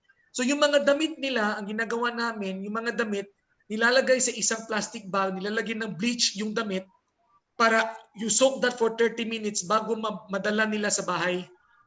No? So I'd rather them take a bath, no? And their clothes, their old clothes, be soaked in bleach rather than misting. Kasi potentially kung pumasok yan sa mata, pwede pong mabulag, no? Oo nga, yung like for example, Doc, yung mga taong galing sa yung mga frontliners natin na nandun sa loob ng isolation area. Di ba naka-PPEs na sila? So after removing the PPE, parang wala na. After they inside the isolation area? Yeah, after they remove the PPE, ang policy namin sa COVID center, maliligo talaga. They cannot go back to the regular area kung hindi sila maligo. So dapat maligo. Before going out the isolation area? Isa po, nag-duty ka, tinanggal mo na yung PPE mo, maligo ka. Before going back to where you are, no? Kasi ganun talaga kasi ang worry ko noon, pagtanggal mo noon, tapos what if may nakalusot pa, pupunta ka pa sa ibang lugar, hawak ka pa ng hawak, you can potentially spread it. So sa amin, sa COVID center namin sa Bayanihan, after niya mag-duty sa red zone, kung saan ang mga COVID, paglabas niya, after niya mag-doff, meron na dong shower area. Maliligo talaga. Okay. Thank you, Doc. That's all. Thank you po, Mayor June. For our next questions po, baka we can limit it to 1 or 2 questions per mayor para po ma-maximize po natin yung time. Sige po. For the next one, Mayor Crisel is raising her hand. Mayor from Tabaco Albay. Hi. Hi, Mayor. Hi, Doc Brian. Thank you so much for all your inputs. My question really is about DOH protocol, about how to handle LSIs, no? Na bumabalik sa mga probinsya namin. Ano ba ang mas maganda? Kasi ang ginagawa namin, yung mga LSIs na may mga medical certificates na, syempre sila yung nabibigyan ng travel authority. Ang pick-up place namin is Baclaran Church. And ang ginawa po ng Albay is nagkaroon ng partnership with Parañaque LGU and nagra-rapid test na doon. Okay. Okay? Tapos yung positive, hindi pinasasakay sa bus. Hindi ko alam exactly kung saan sila i-refer. Pero yung negative lang ang pinapapasok sa bus. Okay. So pagdating naman sa aming isolation areas, kasi nagre-require pa rin kami ng quarantine, ano po ba ang maganda? Pag positive na sila, pag negative na sila sa IgG, IgM, sa rapid test, ilang araw ba dapat sila i-quarantine? Pwede na bang 7 araw? O kailangan talaga 14 days din? Okay. Ito po yung galing sa NCR. That's a good question. Because you need to also recognize that the rapid test, the accuracy is not 100%. No? Exactly. So ako medyo obsessive compulsive tayo eh. So ako I'd rather, what if may makalusot? Ang PCR nga ma'am, ang PCR nga mayor, ang accuracy lang niya, I mean yung tipong in terms of yield sa pagkuha, yung makukuha mo for RNA for the PCR, 67 to 80% lang, hindi nga 100%. Even less pa ang antibody testing. Tapos yung antibody testing, depende pa yan sa schedule. What if ang kanyang COVID nagsisimula pa lang, di ba? Tapos later on mag-evolve. So ako, I'd rather be safe than sorry. No? Ako, I'd go for 14. 14 ako 14. Ako especially, ako talaga 14. Tapos it's also best na while they're in their isolation center, it's not enough to just put them there, but please don't let them interact with each other. No, kasi ang nangyari dyan, kung may isang nakalusot na COVID, pwede hawaan niya yung lahat ng tao dyan. But they are room together. Meron kaming 8 to 10 in one room. Yan yung that's a dilemma, Mayor, no? Kasi ang key lang niyan, ideally talaga if you want to quarantine someone, hindi mo sila ilalagay in the same room. Ideally. Pero kung walang choice, dapat at least man lang the beds have to be well distanced. Yes. Oo, yun na lang ginagawa namin. Tapos wag lang, kung may aircon man, may exhaust pa rin para lang na may flow, may airflow. Classrooms ang gamit namin po, Doc. Okay lang. Okay, good. Okay, so well ventilated na, may open windows, okay lang yun. Okay lang yun. Basta yung bed nila, at one thing pa, every day dapat may magtatanong sa kanila kahit phone lang kung may mga simptomas ba. Dapat tanungin. Kasi another purpose of quarantining them is sort of knowing what if may nagka-symptoms na ma-detect nyo. Okay? So Doc, hindi mo nire-recommend na kasi may nursing kaming staff 24 hours doon. Hindi mo nire-recommend na mag-vitals at saka mag-temperature check?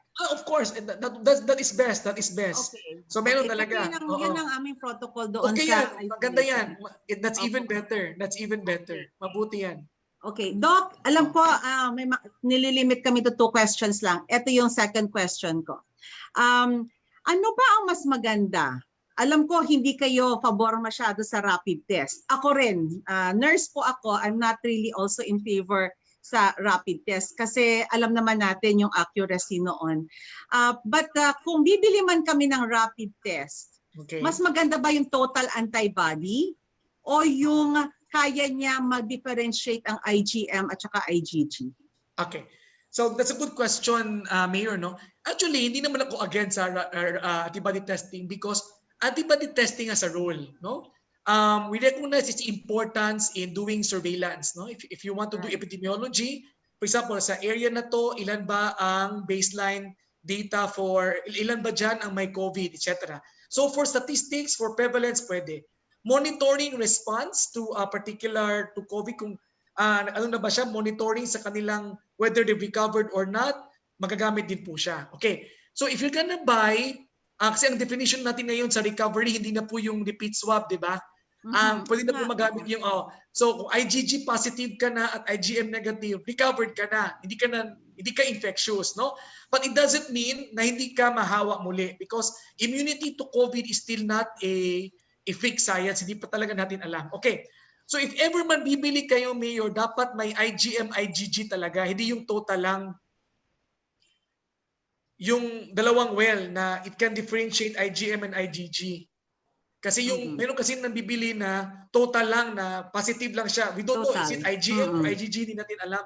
Mas useful po na may IgM at IgG. Kasi yung mga pasyente po kasi na IgM positive, na IgG negative pa, pwede pa silang makahawa. So you don't know kung isa lang yung well mo, positive lang, hindi mo alam ang IgM ba to or IgG, you cannot tell. So mas maganda pa rin yung dalawang wells. Yes, definitely. Okay, so I'll hold off for now. Iba para yung iba naman. Thank you so much, Doc Brian. Okay. Thank you, Mayor Crisel. Next po, may we call on Mayor Marcel of Barugo Leyte.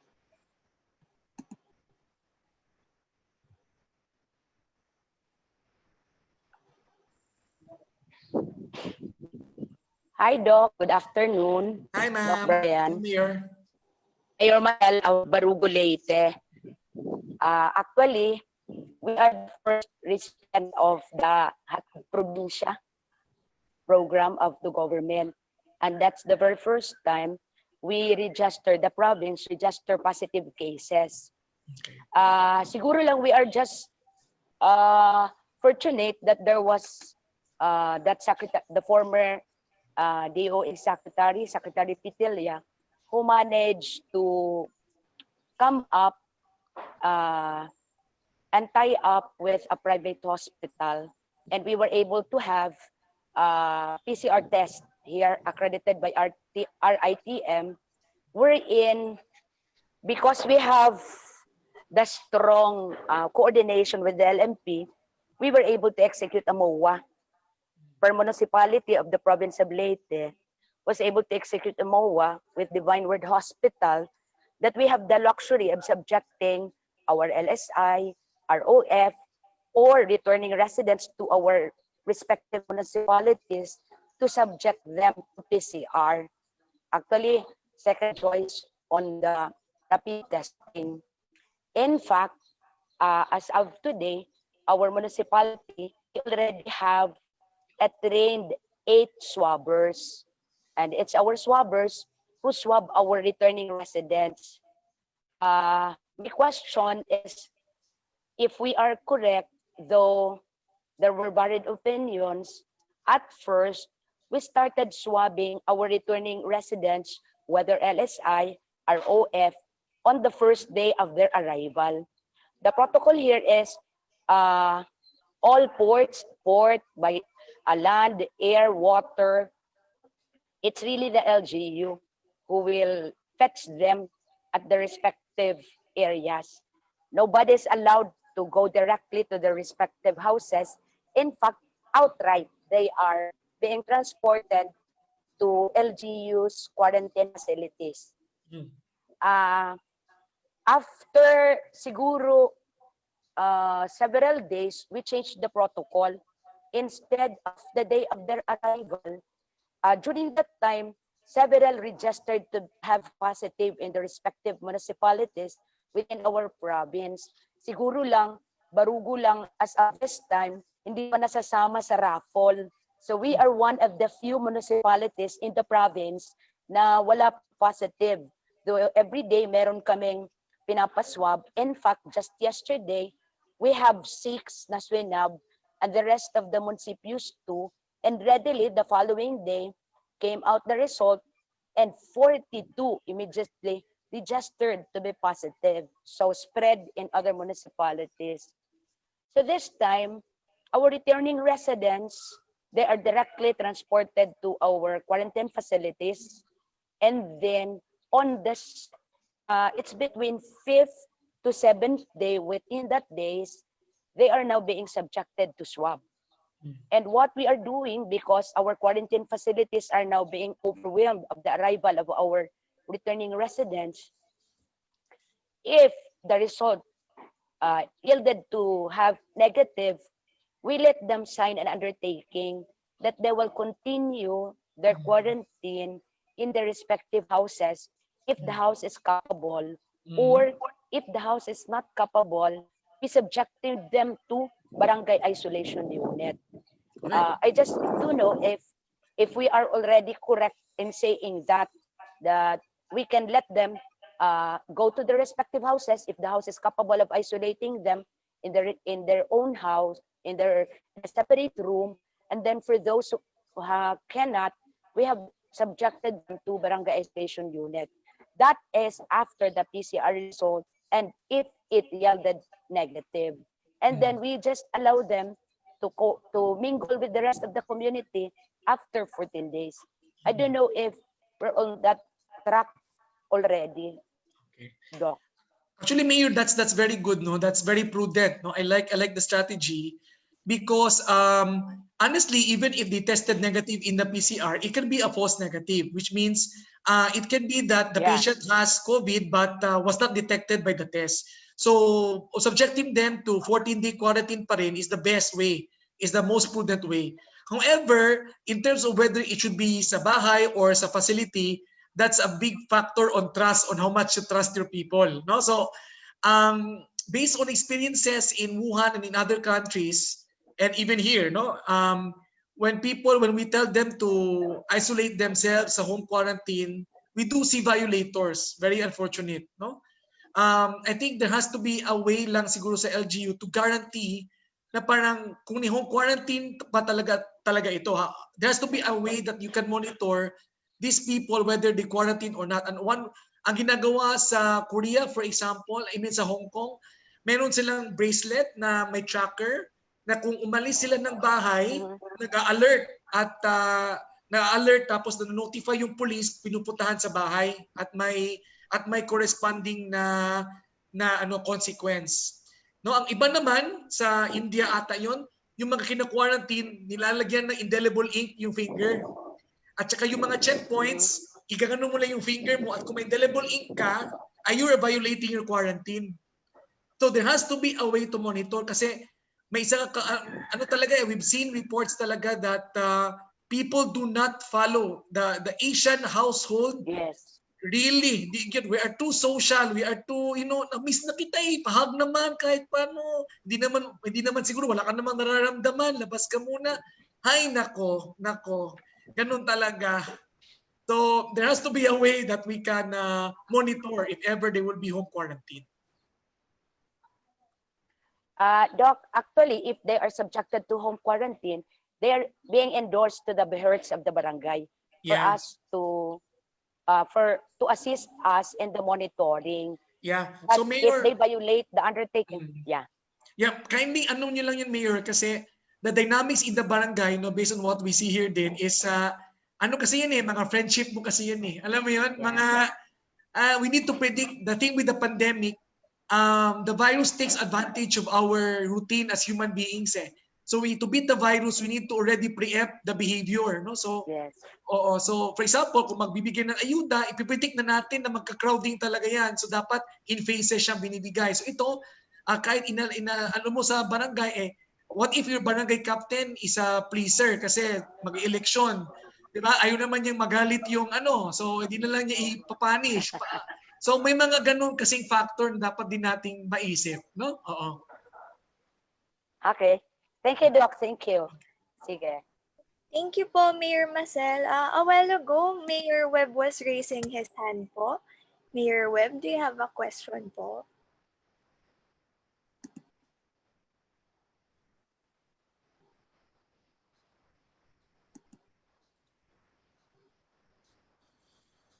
Mayor Webb of Gumaca, Quezon.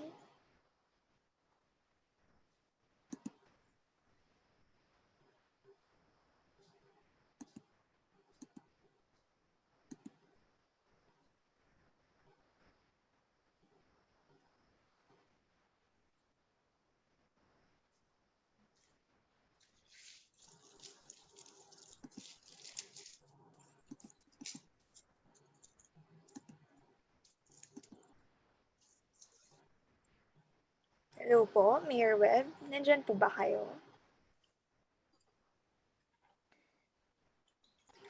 Alright, sige po, balikan na lang natin later. Next po, si Mayor Riza Pamorada of Alcantara, Romblon.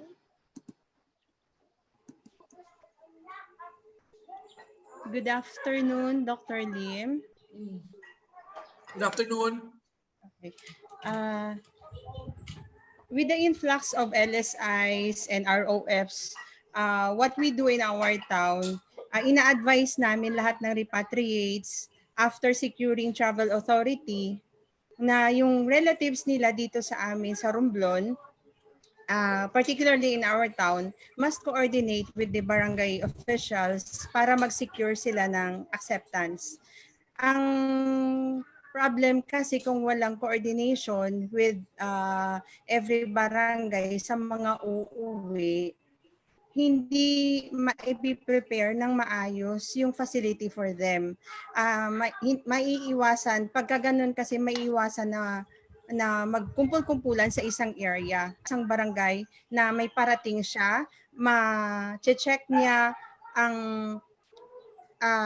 laman ng LSI sa isang facility. Kasi kung halimbawang puno na, ma-advise ang LGU na hindi na nila kayang i-accommodate at hahanap kami ng way kung saan namin sila dadalhin.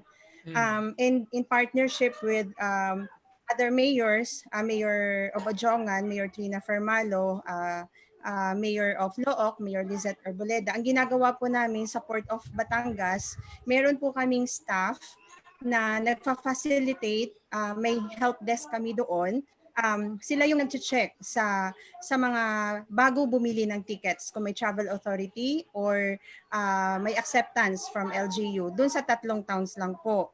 Ngayon, kung sakali man, kasi 'di ba ang medical certificate binibigay 1 week before or prior sa biyahe nila. Kasi yun ang kailangan para mabigyan ka ng travel authority.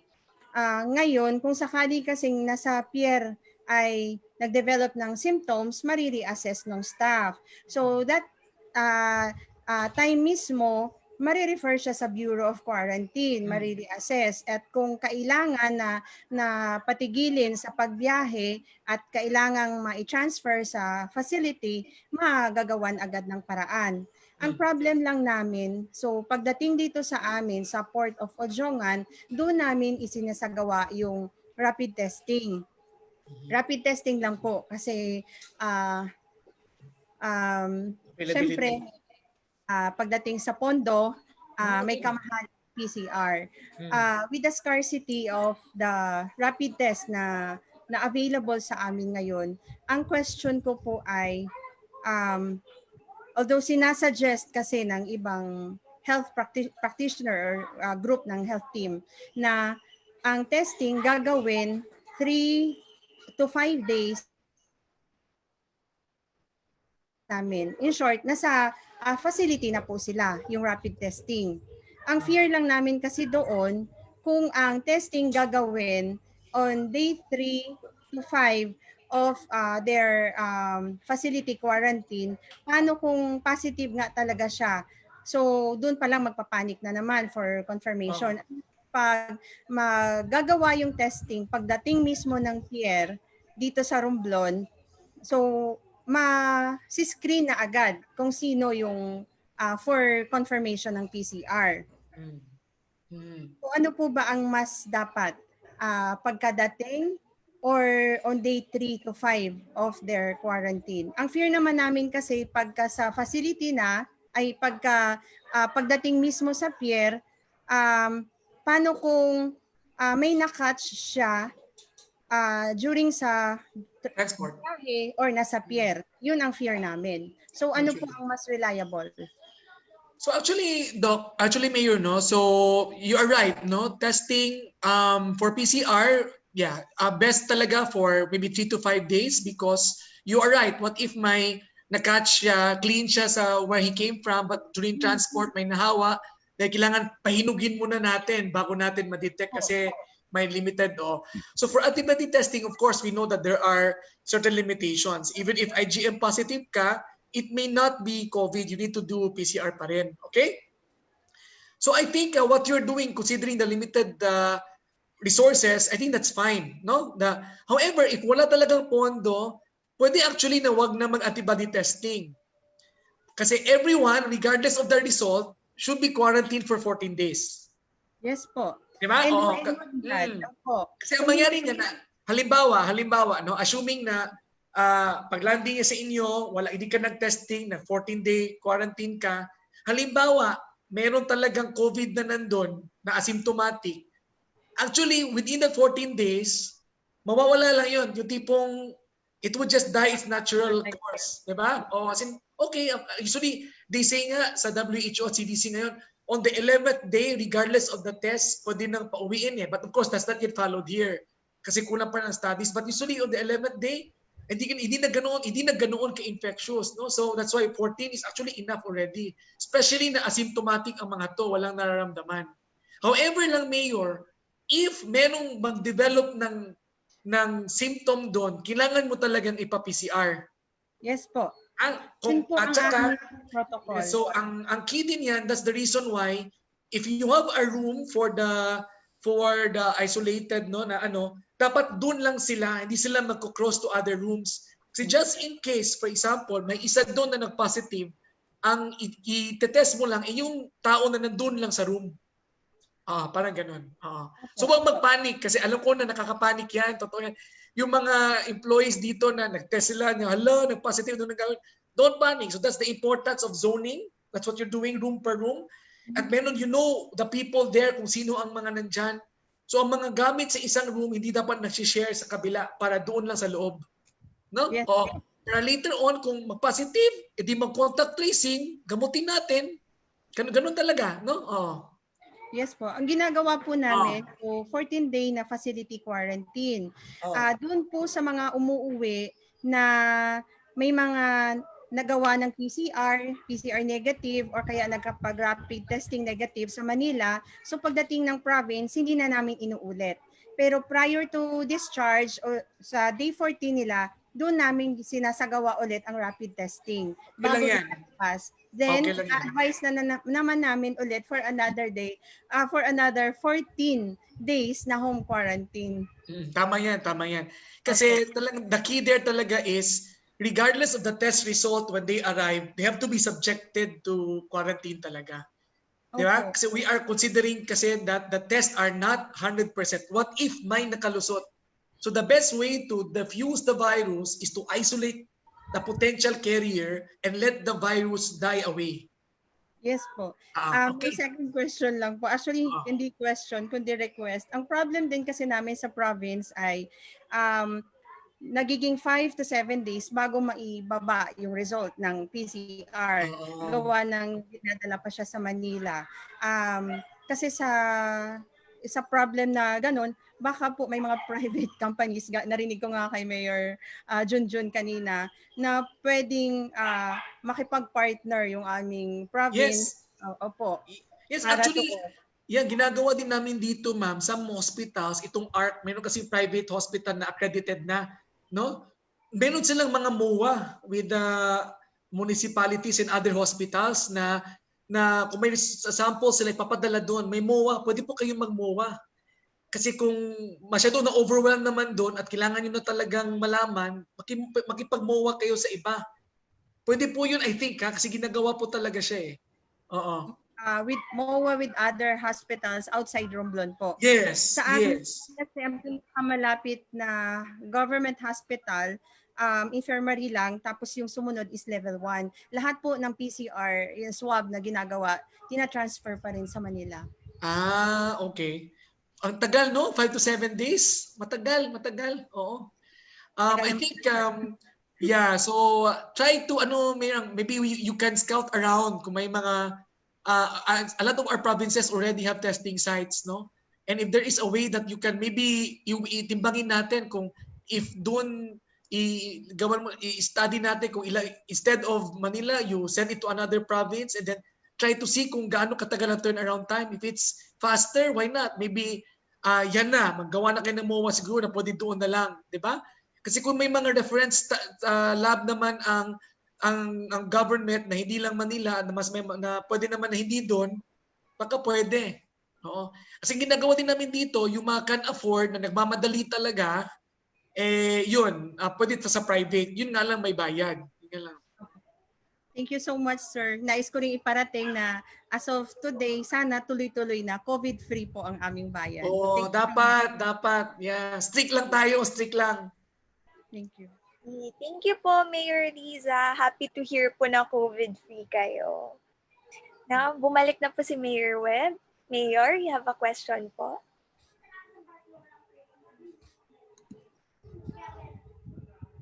Hi Doc, good afternoon. Hello everyone. Opo, Webster po from Gumaka. You mentioned kanina yung sa office protocols. Hindi niyo na mention yung UV light. Okay ba siya? Dapat ba maglagay kami ng mga UV light sa aming mga opisina? I mean, para lang po ano namin. That's a good question. Actually, sir, sa amin, yung UV light talaga for you to kill something, hindi po siya yung primary way to disinfect. For example, may COVID na pasyente sa isang room, hindi po yung UV ang the best disinfectant. Ang ginagawa pa rin namin, we scrub the walls several times. Kasi mangyari kasi itong COVID, droplets ito or aerosols, it does not stay in the air forever. It precipitates or it attaches to the walls. So yun po talaga ang dapat nililinis. At ang UV kasi, kung careful din tayo with UV because not all UV lights are created equal. May mga certain grades din, no, na ano, ang iba nga delikado din kasi it can also harm your eyes and other parts of your body, no. So ako, kung mas better pa rin, if we're going to invest in something, talagang yun pa rin, hand hygiene, social distancing, and the engineering controls at ventilation pa rin. Kasi kung may air man, dapat nagfo-flow talaga siya para hindi siya Doc, maputol ko na po. Yun kasi ang marami sa aming mga mayors, yung mga pinipirmahan namin, especially like now, yung SAP, ang dami voluminous documents yun, yung pinipirmahan mo sa Social Amelioration Program. Na yun, ang daming dinaanan na tao nun. Ang daming humawak na tao nun. So how do we sanitize it? Can we use UV light or what? How do we do that? That's a very good question. The evidence of killing coronavirus in terms of paper is not yet very well established, no? So ako naman, ang prinsipyo ko niyan sa buhay, i-assume ko yan na infectious material. Okay?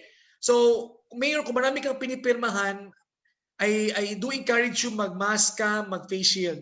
Kasi each time you flip kasi the paper, kung may mga droplets niya, pwede kasi pumunta sa mukha mo eh. Di ba kung malikabok yung paper na hatching ka? So, ang style namin yan, when I do rounds, yung mga chart namin, meron ng mga, yung parang bookmark para kung saan yung last entry, isang ganun lang para hindi mag-flip. Kasi it's the flipping that can, potentially release all of these pathogens. So, my advice there is assume it to be contaminated regardless of what you do. Kahit nag-UV ka pa, hindi perfect yan, assume ka pa rin na infected yan. So what you do ay contaminated yan. Face surgical mask kung napipirma po tayo, face shield, tapos every time that you sign, matapos siya, mag-alcohol po kayo. Okay?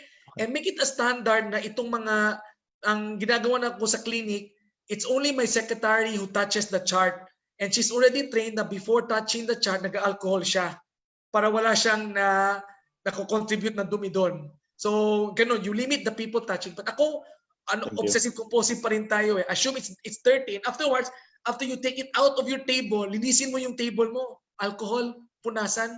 No? The ball pens are also sources of contamination. So make sure after you use your ball pen, yung alcohol din. Opo. Thank you. Thank you very much, Doc. Thank you, Mayor Webb. For those who just arrived po, may question and answer session po tayo. Kung gusto niyo pong mag-ask, please use the raise hand option. Okay po. Mayor Coring, may question po ba kayo?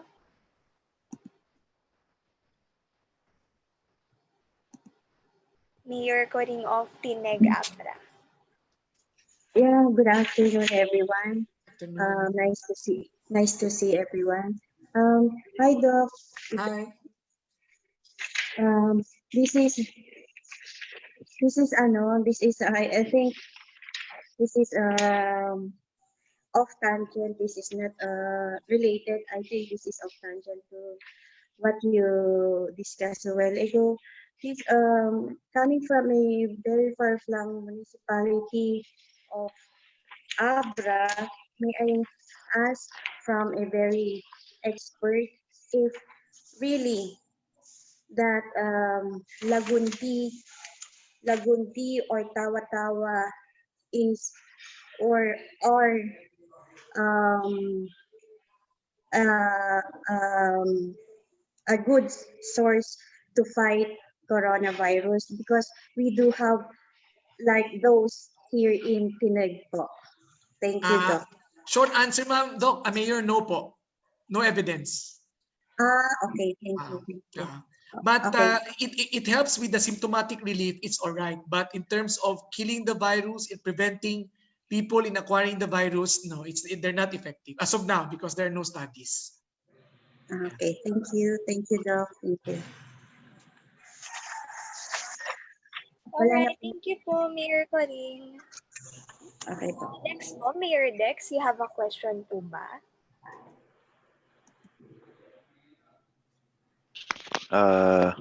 Good afternoon po sa lahat and to Doctor. Since po medyo detailed na din po yung presentation nyo, I only have a simple question. Yung with regards po sa meetings, kasi yung setup po sa bayan namin, medyo malayo po yung ibang barangay. So when we have new updates, we tend to gather 30 to 40 people at the most para isang usapan na lang maipaabot yung mga bagong updates sa resolutions and such. Yung tanong ko lang po, ano po yung optimal time na pwede po namin makonduct yung meetings? Kasi minsan po, siyempre sa dami ng tanong, naiipon din, umaabot kami tig-4 or 5 oras. So baka po meron po kayong parang standard na dapat lang na tagal ng mga meetings or gatherings para po ma-adapt na lang din po namin to avoid contagion. Thank you po. Sige. So to be strict about it, the concept of significant contact is 10 minutes. But of course, no, that's not applicable when you're holding a meeting. That's also a problem here kasi a lot of our barangay captains are not techie. Wala nang cellphone yung iba eh. Tapos papazoom mo pa, di ba? Ang hirap. So if ever you're gonna hold a meeting such as that, Mayor, open air. Better yung meron kang field or meron kang open na playground, tapos yung mga upuan malalayo. That's the best. That's the best kasi well ventilated, tapos yung mga upuan is social distancing. Tapos please require them to wear a face shield and mask, no? Para lang klaro, para malinis. And when they're using their microphones, each time na ay may microphone stand na lang at tell them not to hold the microphone, no, para hindi ma-contaminate. In terms of time, wala naman pong designated time. But it's really more of kung hindi mo makontrol yung time, kung very essential man siya, well-ventilated area, open air, tapos social distancing yung mga upuan, a face mask, and face shield at all times. Ang based on experience naman, kapag may mga ganyan, may mga violators talaga. So, in the room, dapat meron talagang sergeant at arms kahit papano. No? Kung meron mang nagbabiolate, tinatanggal na yung meron talagang lalapit at sa pagsasabihan na, sir, palagay po ng mask at least. No? Kasi some people talaga kumpiyansa eh. And we don't want to harm people. And at the same time, sa meetings, kung pwedeng maiwasan yung mga matatanda. So if there are elder constituents, it would be good to maybe ask them to send a representative na mas bata, yung mga walang sakit. No, at least para safe din. Thank you po, Mayor Dex. Next naman po, Mayor Elgin of Bongabong Oriental, Mindoro. Do you have a question po?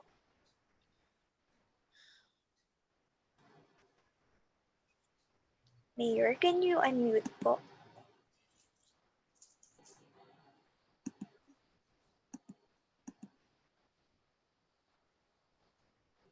Mayor Elgin, sorry po, pwede pong pa-unmute ng mic niyo po.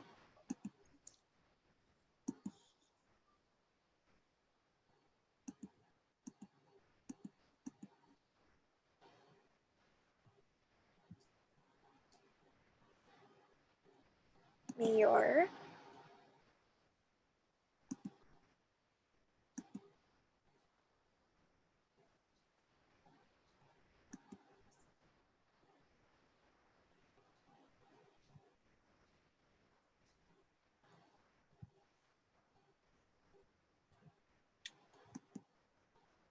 Hello? Yeah, okay na? Okay na po. Okay? Nadidinig? Yes po. Ay, good afternoon. Good afternoon to everyone. Good afternoon. Wala naman akong question, mga suggestion lang, sharing, ano.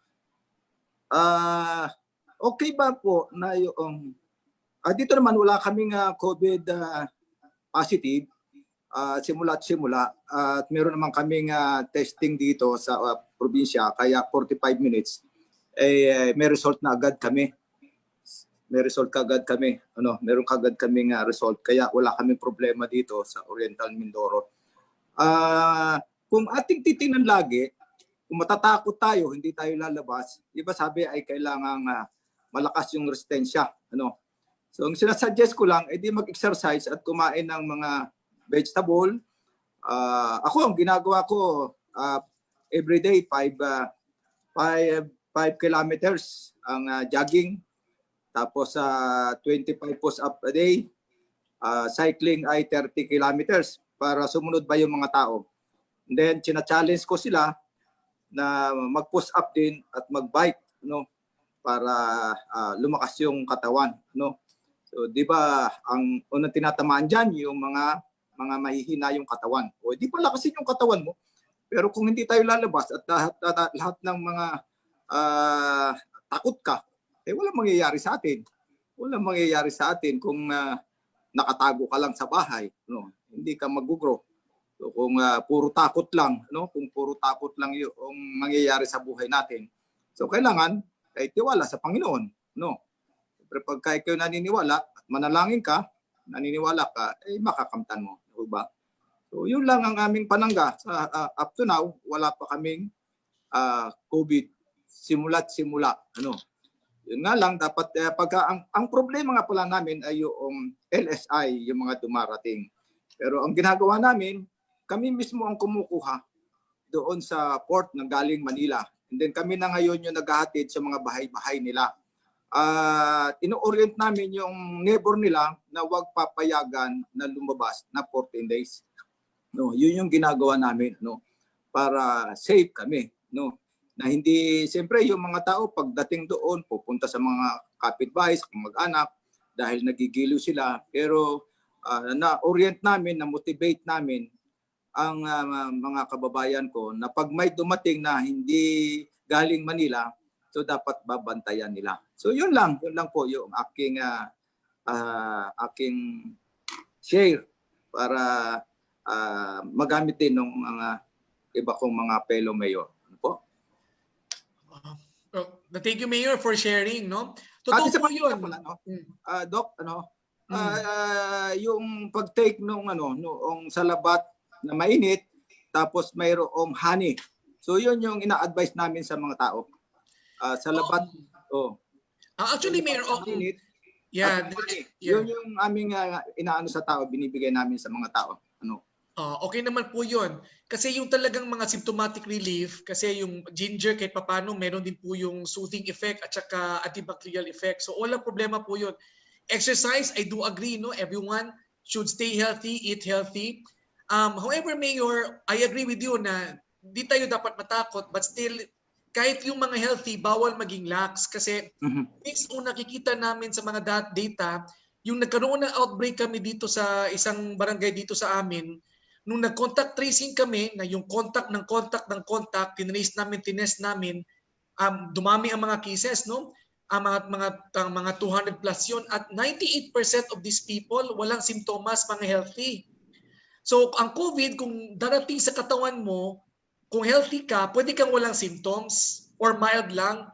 Ang problema natin dito is, ito yung matransmit mo sa mga pasyente or sa mga tao na weak ang immune system, mahina. Mahina ang katawan. So, yan yung problema. So, kit tayo, being healthy, we're good. I think ako so far nag-test na negative pa naman ako kahit na I've been treating hundreds of COVID patients already.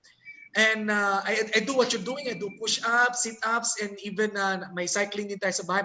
However, despite all of that, I never go out of the house without a mask and face shield. And Tama po. grabe akong mag-alcohol because I'm more worried na what if carrier ako at mapasa ko siya sa ibang tao na at ma-COVID sila. Yan ang worry ko. Parang ganun. Yun, talagang required talaga namin mag-face mask. Pag walang face mask, ay meron kaming penalty na 1,000 first offense. Kaya natututo na sila. Yun po yung ginagawa namin. Exercise, kailangan matulog ng maaga. So yun, yun ang ginagawa namin.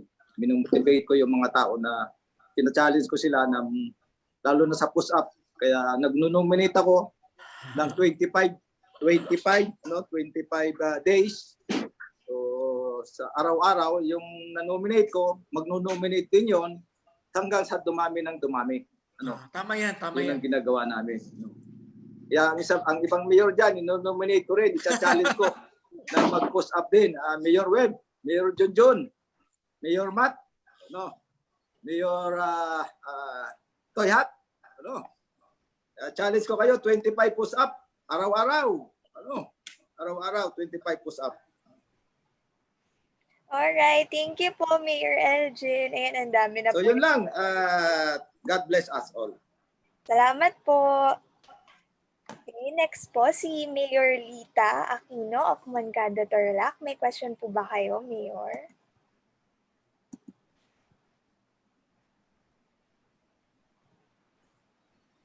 Mayor Lita, pwede po pa-unmute po ng mic, no?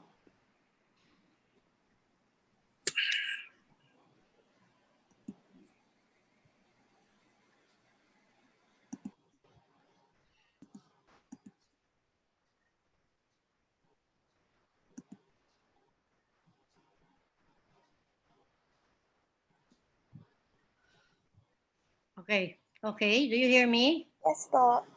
Good afternoon, everybody. Ang dami nating natutunan ngayong hapon na ito, no? Ang dami nating napulot kay Dr. Brian Lim, sa ating mga fellow mayors.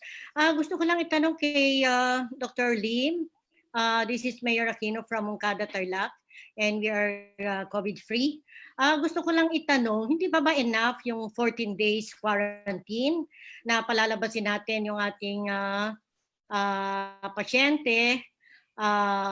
Hindi pa enough yung 14? Do we still need, like what Mayor Riza mentioned na before lumabas ay i-rapid test pa and then another 14 days quarantine? Okay. So it really depends, Mayor, on how you, kasi, ang COVID, ang incubation niya, kung may COVID ka man, most of the cases of the 11th day, hindi na siya infectious. No, that's why that's the recommendation why we say that up to 14 days lang ang ating quarantine. Okay? Now, the recommendation na pag-uwi nila magko-quarantine pa uli sa bahay ng 14 days because there are some data which says that even up to 28 days, meron pang iba na pwede pang lumusot. So outlier lang sila. So they're very minor. Oo. So ang aking ina-advise sa mga patients ko ng ganyan, sa example, asymptomatic ang patients, okay, after they've already done their 14-day quarantine, when they go home, I tell them na there's no guarantee na 100% ka na walang COVID. Oo. So in that sense, we tell them that you can go home, of course, after the 14-day quarantine, you can go home, but please be responsible that you still wear, social distancing, hand washing, and certain additional precautions. Because we do see some patients kasi ang problema kasi niyan, Mayor, is this, what if during the quarantine nila sa facility, nahawa sila? Di ba? O along the way, okay, you have a group of patients being quarantined. Tapos may mga patients na sa loob, naghalubilo sila. Kasi ang ating kasing facility, hindi kasi siya individual. So if you belong in one room at may nahalubilo kang may COVID, pwede kang mahawa. Maybe what if on your 4th day of quarantine, nahawa ka. Mag-incubate yan mga 5 to 8 days. So 8 plus 4, so mga on your 12th day, pwede ka pang wala ka pang symptoms na asymptomatic ka pa lang. Tapos pag patapos na yung yung quarantine, uwi ka na sa inyo. At doon pa lang lilitaw na ang virus, pwede pang ma-infect yung household. At pwede pang ma-infect kung naglalabas-labas ka na, nag-ano-ano ka na, pwede ka pa rin makahawa. So even sa akin sa hospital, after I discharge them, recovered for 14 days, I still tell them to do home quarantine pa rin. So yung home quarantine na yan, after the quarantine, pwedeng 7 days, pwedeng 14 days, depending on how much risk that you want to take. But ako naman, kung if the patient kasi, the way I decide on how much risk I will take depends on the capacity of the hospitals in my area. For example, kung ma-COVID ito, mag-spread, do I have the capacity to contact trace them, to test them, to treat them? Why not? No, we can take the risk. But if the capacity, yung sinabi nga ni Mayor kanina na it would take 5 to 8 days before PCR can be obtained, ang result, so medyo matagal. So I do commend her for doing that extension kasi I think it's prudent to be more OA kasi para sure talaga na hindi kakalat. O parang ganon. Oo. So, Doktor, maswerte nga sila dahil 5 days lang lumalabas na yung PCR. Sa amin, it takes about 3 weeks. Oh my God! 3 Grabe. weeks. Yes. Yung isang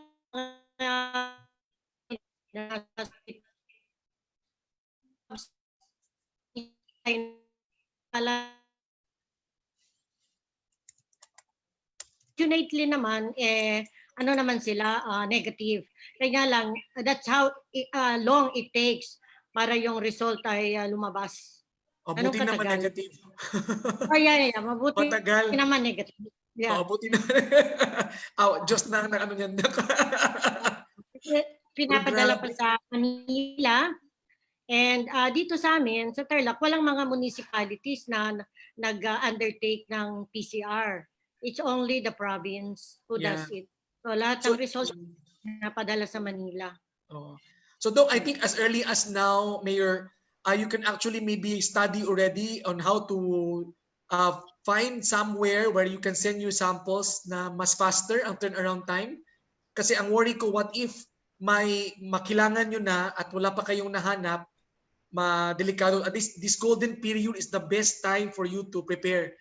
So try to maybe find a way with maybe a MOA with a nearby province or elsewhere para para lang mas ma-shorten yung turnaround time. 3 weeks is terrible. It's terrible. 3 weeks, no, it's 3 weeks. But it's the province. It's the province to do the testing. Yeah, it's the province, the municipalities. But I guess we're gonna have laboratory soon. So the result will be faster. Good. Okay. So yun lang, Doc. Thank you so much for your sharing. We learn a lot. Yung mga na-overlook namin, now we learn na hindi pala dapat ma-overlook yung mga points na yon. So thank you very much. Most welcome. And thank you also to KN and to Lip. Thank you so much. Thank you po, Mayor Rita. Si Mayor Joseph po nag-share about sa cases nila. Mayor Joseph of Labo, Camarines Norte. Do you have a question po?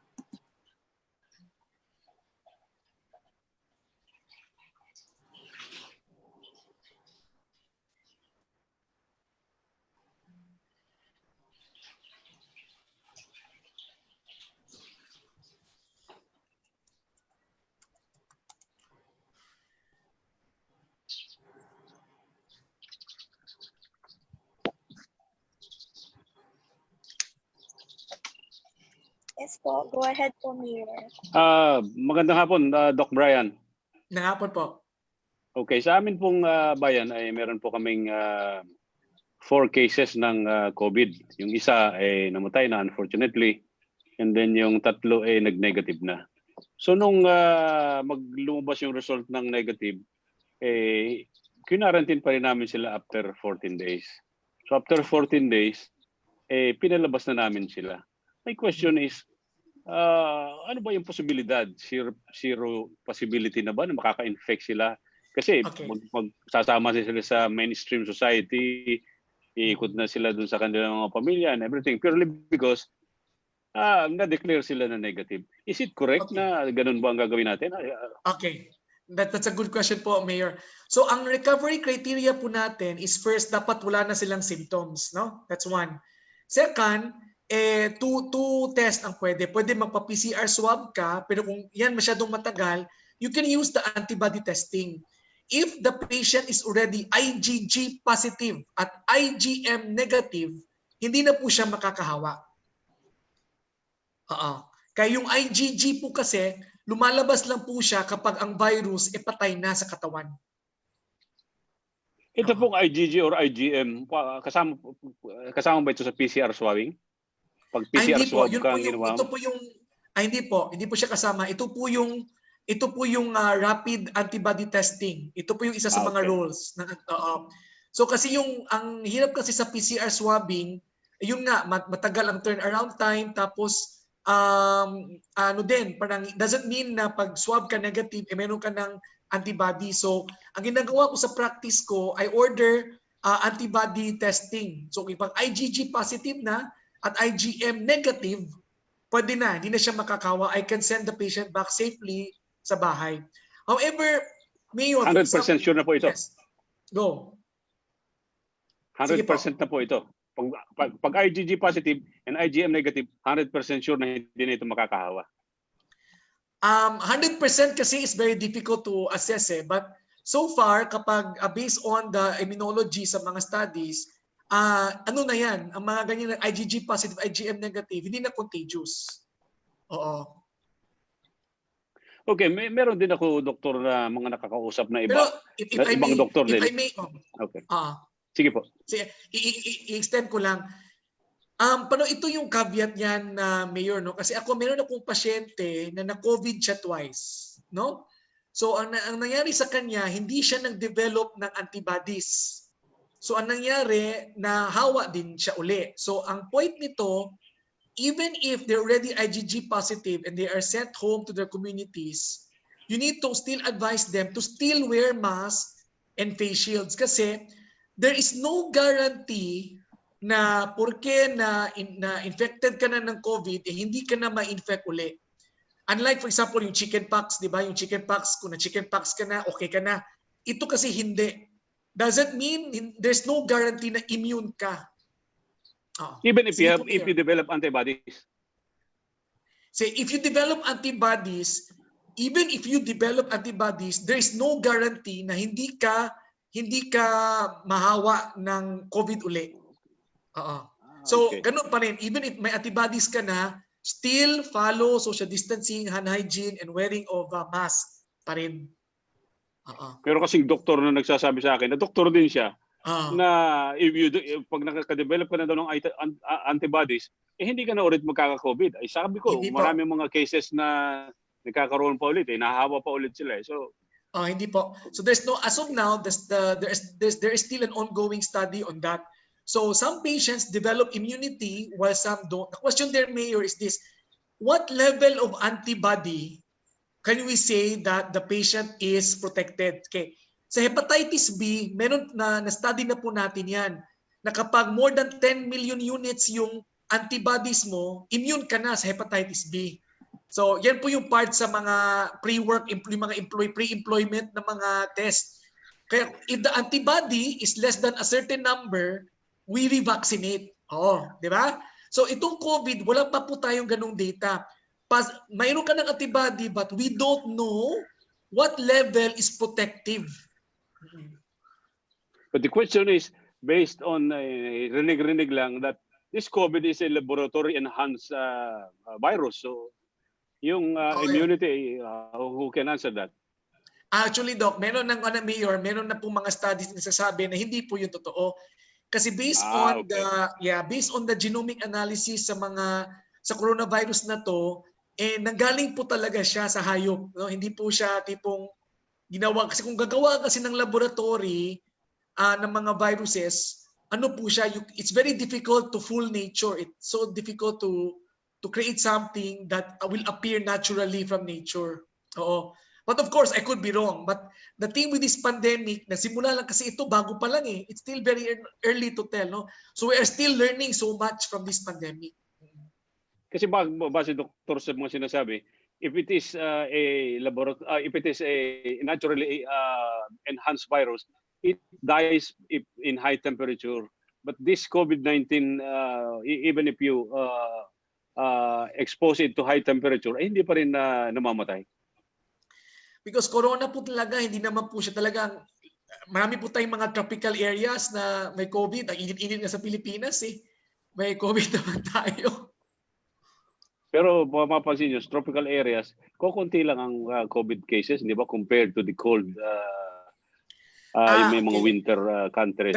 That's a good question, Mayor. Even ang nangyari kasi niyan sa mga cold areas, people tend to to kumpul-kumpul together kasi may lamig, no? So, itong influenza, itong flu season naman po sa western areas, nagfa-follow po siya during cold season because people tend to congregate to each other.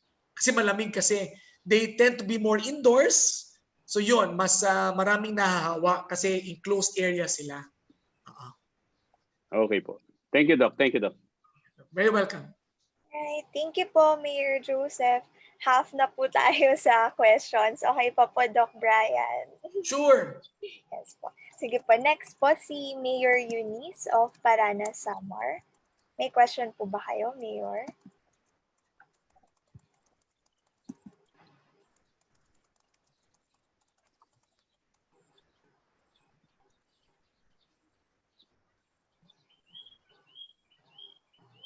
Mayor Eunice?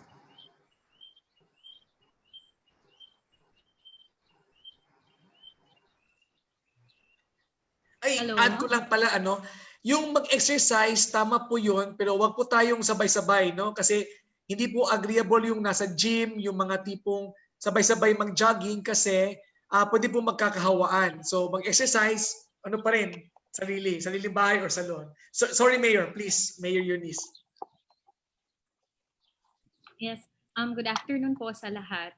Doc, may tanong lang po ako kasi in about 3 weeks dito sa amin, we will celebrate, I think 2 weeks na nga lang po, yung fiesta celebration ng bayan namin.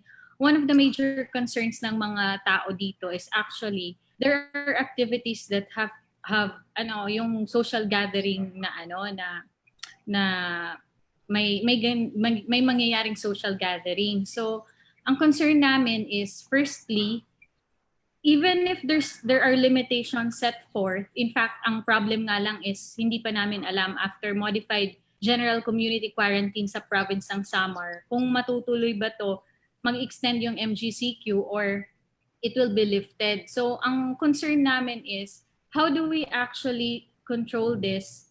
Kasi ang religious mismo, hindi namin sila we cannot impose. Of course, we can do that na parang pwede naming to be too strict about it. Pero yung church naman, pag sinabing modified general community quarantine, na allow na yung processions.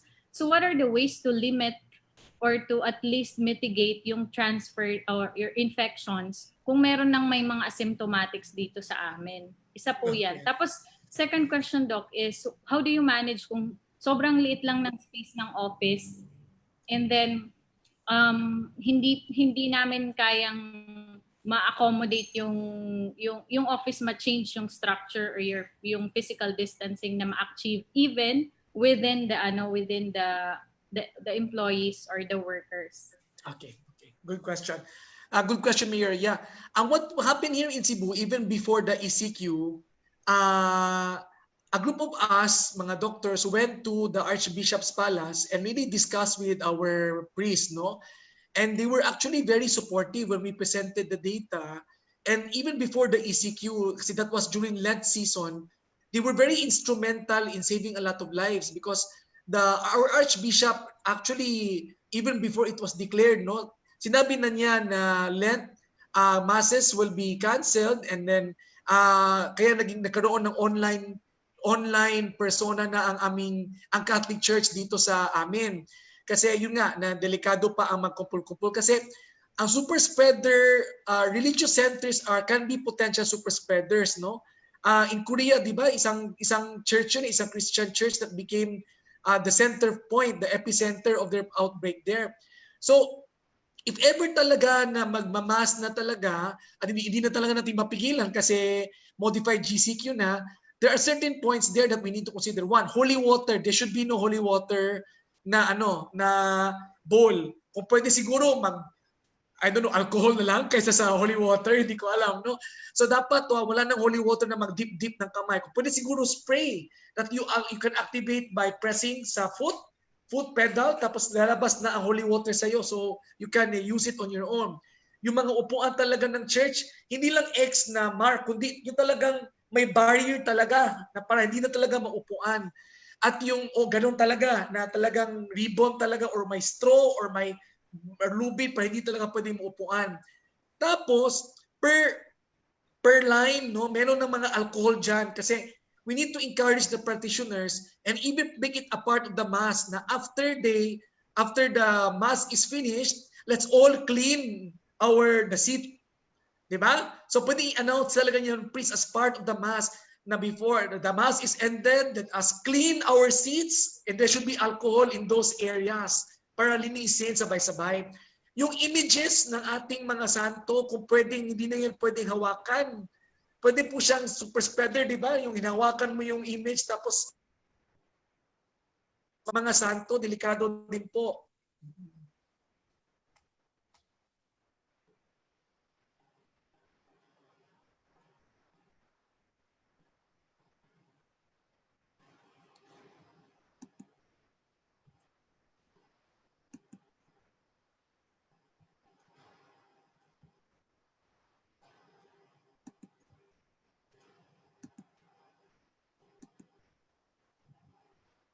Doc Brian. Ayan, okay, good. So yun po, no? So you make it part of the mass to clean the seats every after the mass. At saka yung mga santo, if the religious images, bawal mo na mag-touch, bawal mo na halikan. Tapos yung communion, isang din po yun, no, na mabuti siguro na may plate na lang sa mga area na lalagay na lang doon ang hostya, tapos sila na lang mismo ang kukuha at ilalagay sa kamay. O kasi ang worry ko din doon, yung pila while the communion happens, kung kailangan talaga mag-communion, pwedeng social distancing yung pagpila at bawal maglagay ng host sa bibig, kundi sa kamay, no? Kasi I worry din because our priests are also elderly. So we also need to protect them because they're actually high risk for very bad COVIDs. And itong mga simbahan, buksan lahat ng bintana, lahat ng pintuan, wag yung mga aircon na masses. Hindi po okay ang may aircon na mass. At saka yung mga prosesyon pala, no, yung mga prosesyon, kailangan dapat ma-renegotiate yan at of the moment siguro ang ginagawa namin dito sa Cebu, yung image na Santo Niño, nililibot po yan, walang nakasunod na mga tao. Ang mga tao nasa sa mga buildings nila or nasa sa labas ng streets, but they don't follow the image of the Santo Niño. So, but the image is already going around like a procession. Mas delikado po yung procession kasi matagal at maraming tao, hindi po natin makontrol. Tapos yung second question regarding, ano nga yung question? Sorry, ano nga yung second question, Mayor Eunice? Ano nga yun? Kalimutan ko. Ano nga yun? Kindly yung office spaces na sobrang... yes. Yeah, the office spaces, in your staff, dapat meron kayong dedicated staff na meron talaga silang periods na work from home. So, find a way na dapat yung may mga work na pwedeng gawin sa bahay lang. Okay. Second, ang ginagawa ng iba, may staggered ang kanilang mga work hours na ito from 8 to 5 or let's say from 8 to 2, tapos yung isa naman mag-open ng certain hapon naman, even sa gabi, So that's one way you stagger the schedule para hindi sila sabay-sabay. Oo. Medyo mahirap kasi yung offices kasi natin hindi talaga sila designed for for COVID. Wala talagang prepared. So that's one of the strategies. Thank you, Doctor. Thank you po, Mayor Eunice. Next naman po, let's hear it from Mayor Jazz of Magallanes, Cavite. Hello, good afternoon, Dr. Brian. Good afternoon. Yung question ko po is about rapid test talaga since nung last meeting po namin with the KN, yun po talaga yung concern ko. Although there were several mayors na po na nag-brought up ng topic na ito. So hindi po talaga siya ganun ka-accurate, no? Pero ang problema po kasi namin sa Cavite, although we have 3 testing centers na po sa Cavite, pero ang dami po naming backlogs. So, meron po akong case na meron pong namatay dito sa amin and then nag-decide po yung hospital na i-treat siya as suspected case. So, pagdating po dito, crinimate po siya dun sa hospital and then total lockdown po kami sa barangay level. Although ang problema po namin hanggang ngayon until now, siguro po mga 2 buwan na, wala pa rin po yung test results. Ng PCR? Yes, ng PCR. So until medyo naging lenient na po kami sa lockdown, nilift ko na rin po yung lockdown since ang tagal na rin naman po nung test result. Pinabantayan ko na lang po yung mga relatives niya na na-expose doon na namatay. So, ang question ko po, kung hindi accurate tong mga rapid test kits na to, and with the limited resources that we have in Magallanes, we are only a 4th-class municipality, ano po ang advice ninyo sa aming LGUs on how we are going to maximize our resources on effectively addressing the issue on detection? Kasi po meron po ba kaming mga options where we can, aside from the rapid test kits, where we can purchase or do some programs or other options nga po, other alternatives on that matter? Okay. So, i-ano ko lang, Mayor, ang rapid test, wala po talagang test kits in the world for any disease that is 100% accurate, no? So even the PCR that we are using in COVID is not 100% accurate.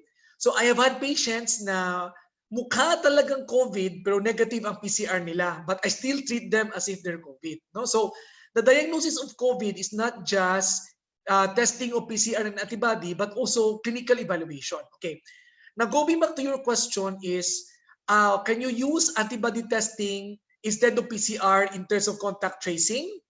No, that is not the recommended because when you are doing contact tracing, you are looking for acute cases. Acute, ibig sabihin, it takes a while kasi for your antibodies to develop. For example, ako nahawa ko ng COVID ngayon, it takes me several days before ako mapapositive sa antibody testing. Ang IgM mapapositive on the 5th, 7th day, tapos yung IgG after 2 weeks, no? So imagine if acute ako ang contact tracing naman, if nahawa ako ngayon or a couple of days ago So naturally, the chances of me having negative antibody testing is high, diba? Kasi it's too early to test. So it also will give you misconception na negative pala ito, so hindi ito, kahit na totoo pala na positive siya. So it is more dangerous. So for contact tracing, we do not recommend antibody testing. Okay. So what do we do if, for example, na-contact tracing kayo tapos walang PCR, napakatagal bago dumating? My best advice niyan, Mayor, na in terms of cost effectiveness, lahat ng contacts na to, i-assume natin na may COVID sila. So in other words, strict quarantine talaga, home quarantine. Okay, wala na tayong choice Bawal silang umalis ng mga bahay nila. So in the absence of a PCR, that's the only way to do it. No? So we have to that's even better than doing antibody testing on all of the contacts. So are enough, or should we go about like 21 days? Okay. So itong mga asymptomatic cases, 14 days would be enough, no?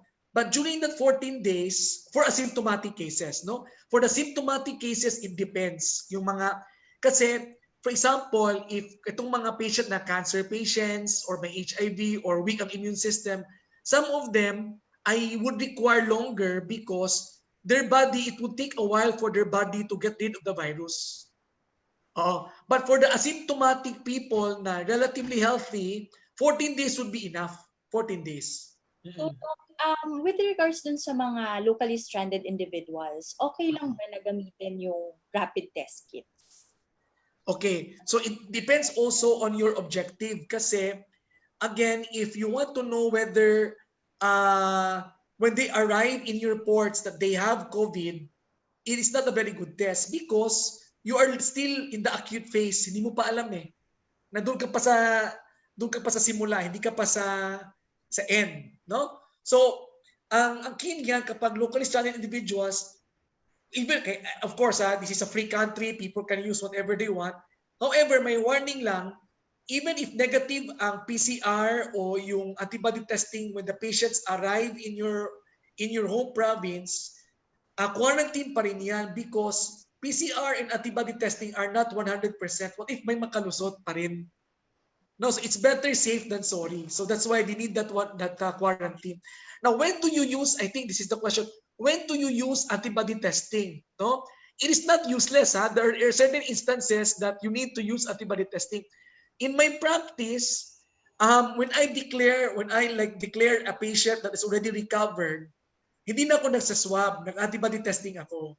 Kasi kung IgG positive na siya at IgM negative, then safe na itong makauwi sa mga local governments nila. Hindi na siya makakahawa, so to speak. Okay? Pero pwede pa siyang mahawa kasi there's no guarantee of immunity. That's one use. Monitoring the patients. Second is prevalence. No? In a scientific study, you want to know how many have, in that particular span of time, ilan ang may past COVIDs. Pwede, di ba?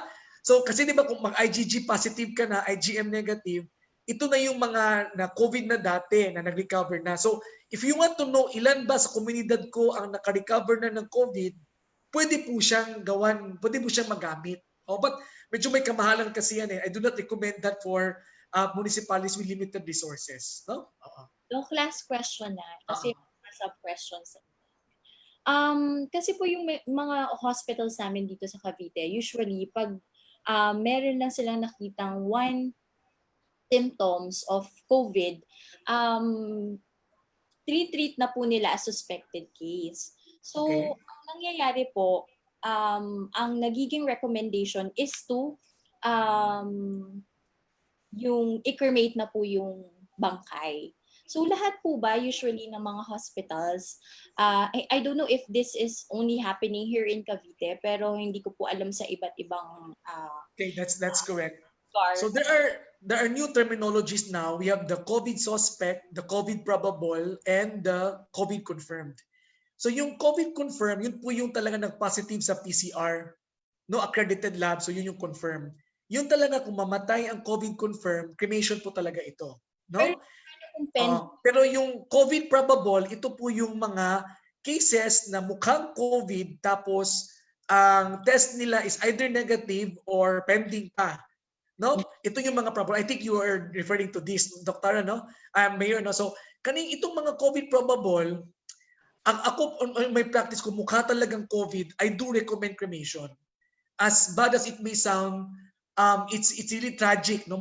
Kaya nga dito sa amin, kung ginagawa namin kung may mamatay, tinatawagan talaga namin yung DOH, yung reso, kung ano ba talaga ang results, kung pwedeng silipin sa laboratory kasi it can be very devastating. No? So, ang itong mga probable talaga na COVID, cremation pa rin, Mayor, kasi we're talking about public safety kasi ang worry natin, imagine kung i-imbasama yung katawan tapos COVID pala, yung embalmer, yung nag-handle ng katawan, pwede pong mahawa sila. No? Thank you so much, Doc. Okay. And i-emphasize ko lang na itong mga pasyente, this is the saddest part in COVID. I have had patients who have died na sobrang kawawa yung mga relatives nila, some of them would request na pwede bang buksan yung body bag at silipin nila ang bangkay. Hindi po talaga pwede. I am so sorry. Because ang key kasi noon, kasi yung bangkay, kung namatay ang pasyente dahil sa COVID, it implies na grabe talaga ang viral load ng pasyente. Ibig sabihin, napakadaming COVID po ang pasyente. So kung bubuksan mo yung body bag, kung may mga hangin doon at pwede pa rin pong mahawa yung titingin. Ang iba nga nag-request kung pwede ba nilang mahag yung bangkay kasi 'di ba parang patay na naman, baka patay na rin ang virus.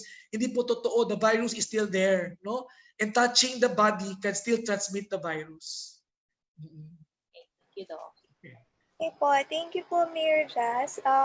Mayor Toyats is raising his hand po. Mayor Toyats.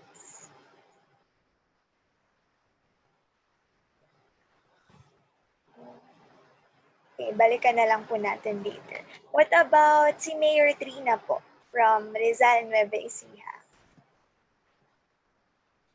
Hello po, good afternoon po sa lahat. Good afternoon. Hi, good afternoon Dr. Brian and sa lahat po ng PN Mayors. Nice to see you ulit. May question po ako, una doctor dun sa sa facility po. Sa facilities. Naririnig niyo po ba ako? Oh, yes, go ahead. Yes. Okay. So, yung sa facility po kasi namin, as you said earlier, na sana yung mga LSI nakahiwalay muna, I mean, isolated talaga to each other. Kaso, yung po kasing facility namin dito, we're using isolation tent sa isang gym. So, they're sharing po with one CR lang. And parang na-quarantine namin sila for 14 days. Tapos, any suggestion po kasi we have rapid test kits po. Nag-procure po kami pero wala pong IgG and IgM. So, paano po kaya? Kasi ang iniisip ko po before, since we're running out of funds na din.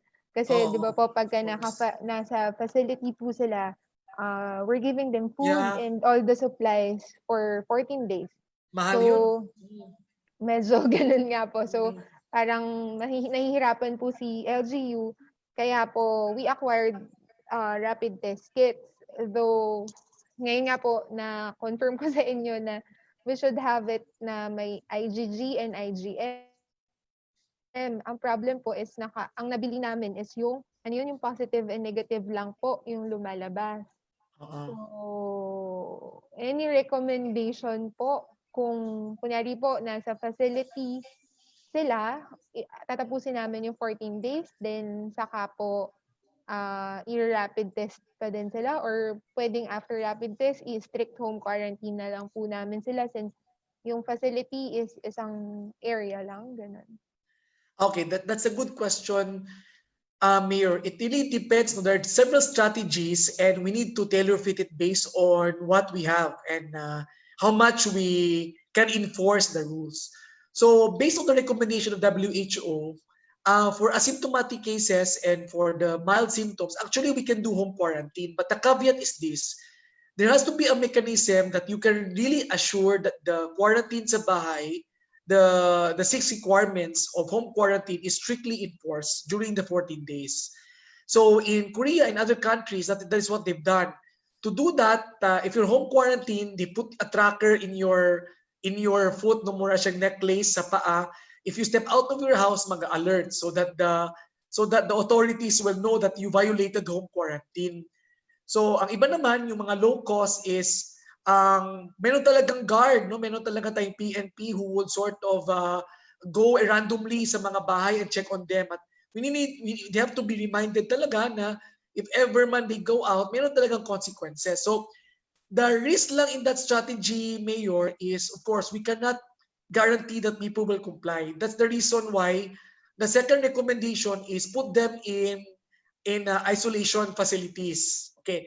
Now, ideally also in isolation facilities, dapat may sariling cubicle with sariling CR and with sariling bed, and there's no talking and sharing in between.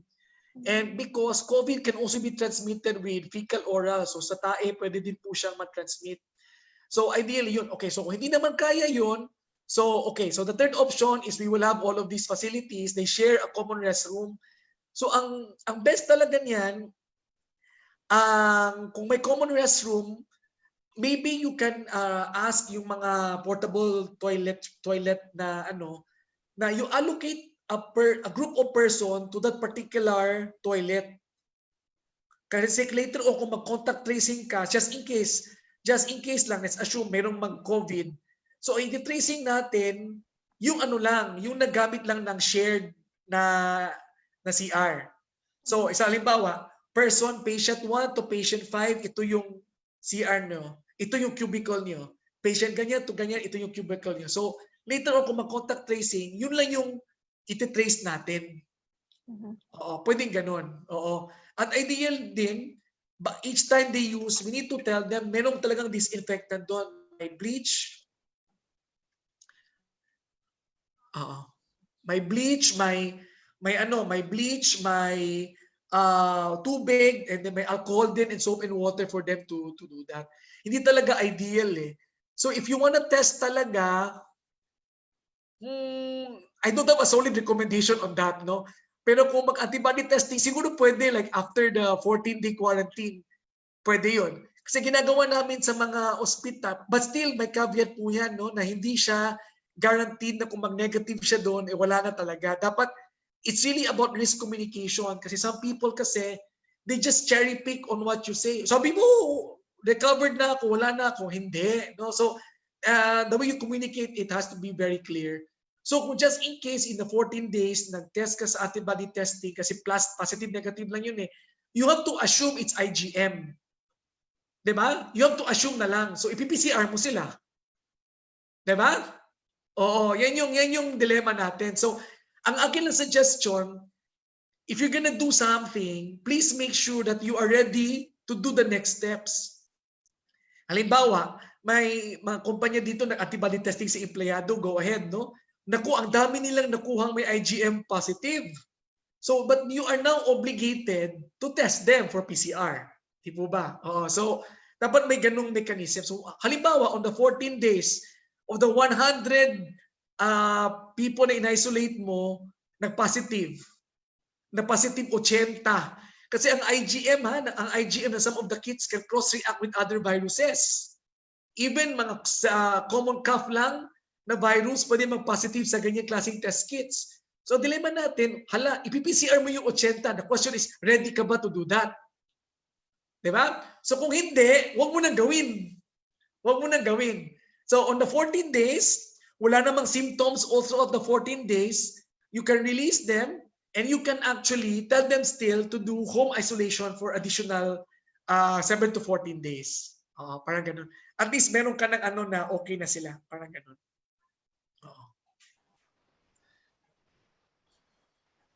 Thank you po, Mayor. Yeah, pero but still, no, I know money is an issue. But if you can actually make arrangements with their homes, kung meron talagang pwede, na sa bahay lang talaga, and there's a way that you can monitor that they stay at home, actually it is feasible. Kasi we're already entertaining it now here in Cebu because it's very, as you may know, we have all of these cases and eventually maubos yung pera. So yung talagang the assessment is how do we we're now sort of creating na yung shared household sa mga positives or something like that, no? Para lang Alright po, down to last 4 mayors po tayo. Next one po, si Mayor Toyats of Motyong Samar. Magandang hapon sa ating lahat. Magandang hapon kay Doc Brian. Doc Brian, may isasangguni lang po ako kung tama ba o kulang pa ba yung ginawa namin. Kasi nung isang araw, yung aming midwife nag-attend ng gathering ng kanyang family sa isang munisipyo dito sa Region 8 na kung saan maraming lumabas na resulta ng COVID positive. So, ang ginawa namin nung nalaman namin na nanggaling siya doon at nag-report siya sa aming isang RHO kasi dalawa po yung aming rural health facility sa aming bayan. Nung nalaman namin na papunta siya doon, pinapuntahan namin at pinakuha ng aming ambulance. Nakapasok na po siya doon sa rural health facility. So ang ginawa namin po is nakasarado ngayon yung rural health facility namin doon at for disinfection. Tama po ba yun ang ginawa namin? Kasi sinasarado lamang namin ng isang araw. It's today, sarado siya kasi dinidisinfect namin. Yung buong family ng midwife is naka-quarantine po siya ngayon dahil nanggaling siya doon sa munisipyo na maraming nag-positive ng COVID. Mayor, yung midwife po ba nag-positive siya? Hindi naman, nanggaling lang po siya doon. Nanggaling lang siya, okay. Actually, so, what you have done... Mayor lang ginawa namin. Yeah, good. Ako, I support that, no? Kasi in a time of pandemic, mas better na po yung OA tayo. Ano? Oo, kasi agree. Kasi ang isang dilema natin dito, halimbawa, pumunta siya doon tapos nag-positive siya. No? Pumunta siya doon, na-expose siya, nag-positive. Tapos ang testing natin napakatagal pa. Tapos tsaka na lang tayo mag-a-action. It may be too late, no? So I agree with you, Mayor. So kapag gano'n na high probability ka na mukhang na-expose talaga ito at nagdala ito ng virus sa area, yes, you clean, you disinfect, and afterwards, the next day you can open. No problem. So okay lang po yun. Okay, yeah. Thank you, Doc. At saka may ano pala ako, Doc, kung paano, kasi kayo po ay isang espesyalista sa mga nakakahawang sakit. Kasi ngayon na hindi tama yung mga ginagawang pagbabanggit ng mga tamang testing. Kasi nakakapag-create ito ng panic. Siguro mas maganda, Doc, may manggaling din sa inyong mga information dissemination campaign. Kasi minsan, isang opisina, sasabihin sa inyo, 19 na mga nagtatrabaho sa ganitong opisina nagpositibo ng COVID-19 rapid test. Parang may mali po yata doon sa ganun kasi magkikreate po doon ng dilemma or stigma. Kasi para sa akin, mali po yun. Paano po natin itatama yung ganyan? Ay, napakatalino niyo po, Mayor. Para po talaga kayong infectious disease specialist din. Tama po yun. Mali po yun kasi kung nag-positive ka sa antibody testing, hindi po talaga guaranteed na may COVID ka. That's why kung mag-IgM positive ka sa testing, ipi-PCR ka pa. Oo. So it's not appropriate to say that, no, na i-label mo na kaagad na COVID, no. Because we only label talaga kapag may clinical symptoms at saka yung confirmed talaga is PCR, that's the definition. So hindi po tama yon. I agree with you. At dapat itong mga pagsabihan din po natin sila na obligasyon po na kapag may nag-positive sa antibody testing nila, lalo na sa IgM positive po, i-refer po talaga ito sa DOH para maswab natin at matest. At saka lang kung anumang resulta nun at yun na tayo magsasabi kung ilan ang na-positive. Di po ba? Oo, kasi... Okay, thank you po, Doc.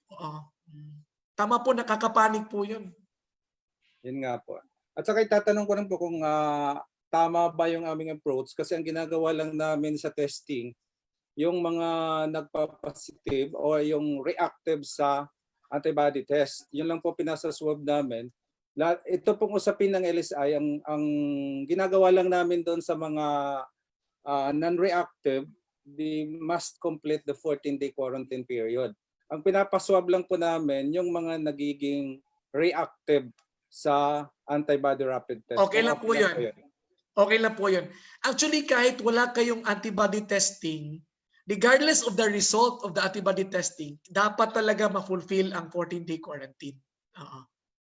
Even if mag-negative pa yan, kahit PCR pa man yung gamitin nyo, even if mag-negative sa PCR, quarantine pa rin for 14 days. Tama po yun. Tama po yun. Thank you, thank you. Thank you, Doc. Thank you po, Mayor Toy. At si Mayor Trina daw po, may last question.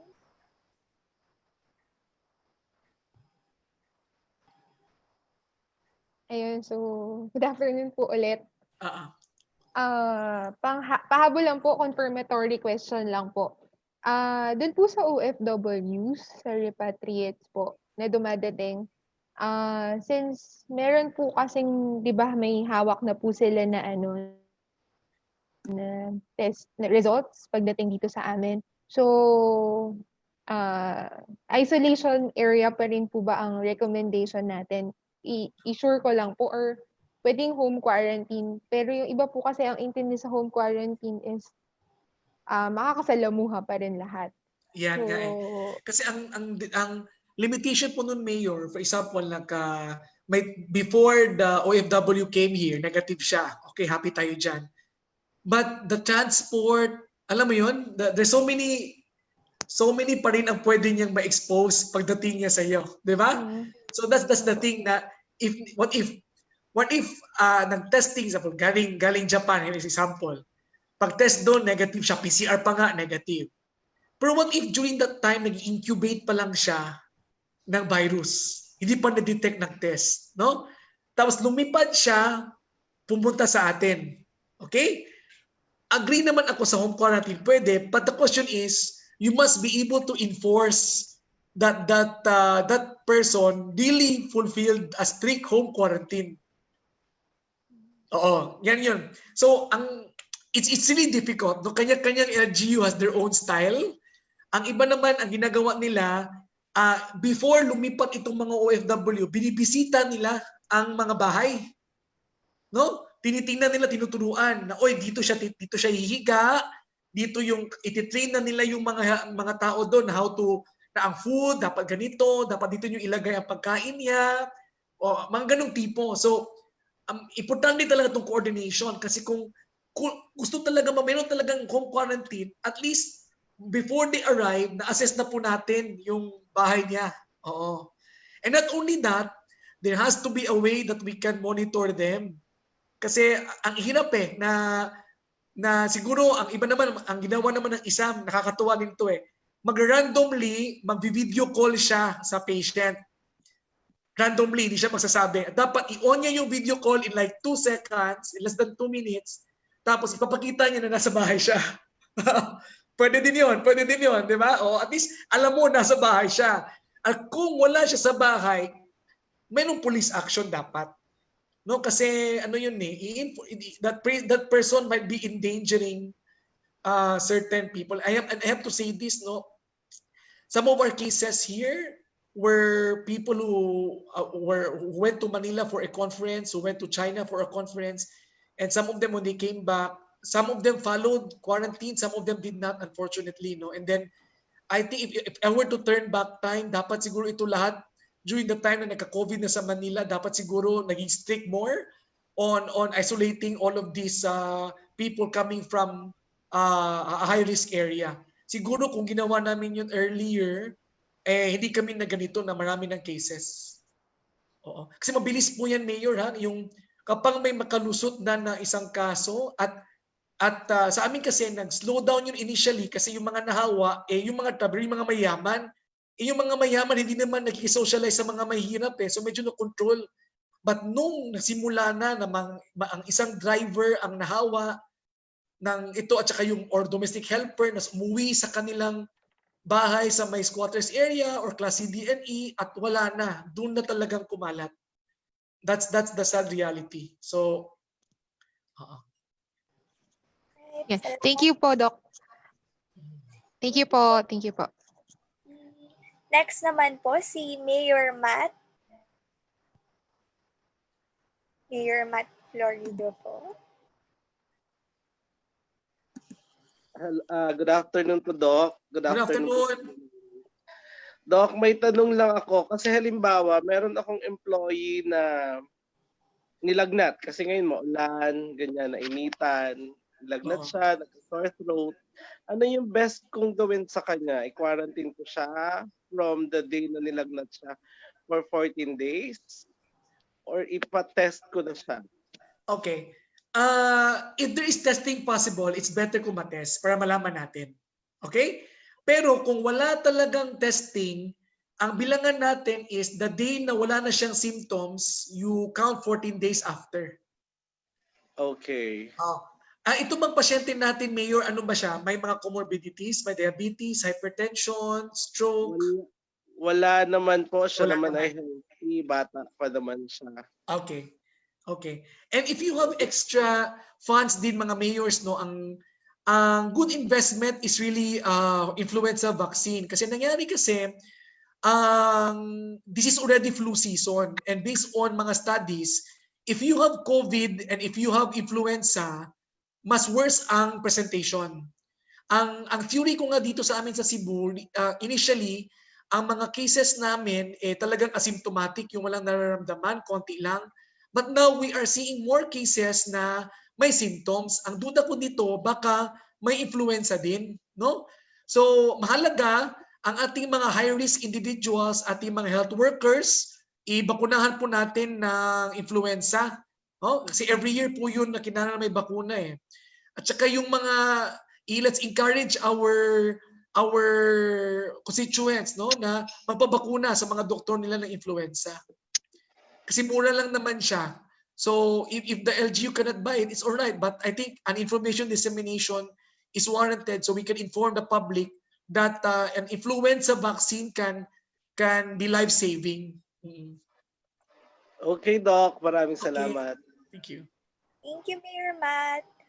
Next naman po si Mayor Orlan. Magandang hapon po sa lahat. Good afternoon po, Doc. Good afternoon. Opo, Mayor Orlan po from Dolores, Quezon. Ang amin pong bayan kasi walang ospital at dadalawang doktor dito kaya medyo doble po yung ginagawa namin pag-iingat. And ang problema po namin, lahat po kasi ng bayan sa palibot namin ay mayroong COVID positive patients na. Okay. So kami po ay wala. Baka naman po mapapayuhan nyo kami kasi po ay may problema po kami doon sa pagpa-facilitate ng ating mga appors, yung mga nag-back to work. Kasi po dati inihigpitan namin ngayon, pati yung mga kumpanya, ihahabla daw ako pagka daw hindi ko pinapasok yung mga empleyado nila. And then another thing is, minsan kasi po for humanitarian reason, kahit hindi kompleto yung mga dokumento nila, ay talagang ipinipilit nila yon at binibigyan po sila ng papel galing sa LGU na pinanggalingan nila for humanitarian reason. Even wala nung mga test. So ano kaya po ang maganda namin gawin? Hindi po namin kayang i-afford na magkaroon kami ng positive dito. Oo, tama yan. Opo. Tama po yan, Mayor. So, ang ganyan, mga based on our experience ng mga other countries, especially sa Wuhan, you have to be very strict with the quarantine, Mayor. No? So, to be ideal about it, if you can quarantine them for 14 days na individual rooms sila. Kung hindi man individual rooms, yung tipong kung family man sila, pwedeng isang room kung family. At kung pwede, kung facility talaga na hindi talaga pwede, yung malalayo yung mga beds at may mga divisions, no? At saka kung ideally ang CR din nila as what we mentioned, individual din kung pwede. Oo. At kung hindi naman pwede po 'yun, pwede naman po ang home quarantine, pero yun nga lang, you have to be very strict, Mayor, that they are really implementing their home quarantine. Kailangan ma-implement po talaga yan ng maayos. Mga ilan po ang babalik sa inyo, Mayor? Mga ilang hundreds? Actually po, sila po kasi balik na sa trabaho, pero umuwi sila sa Dolores everyday. Oh, yun po yung yan. malaking Okay, I see the problema. point. I see the point. Opo, yun po yung problema. my Wala goodness. naman po dito na malalaking bahay. Ang kalimitan po dito, isang bahay ay 2 kwarto lang. Tapos 4-5 sila sa isang bahay, isang banyo lang. I see. I see. So, okay, another strategy na ginagawa ng mga ganyan is it really depends no? Kasi ang iba naman ang ginawa nila 14 days, 14 days.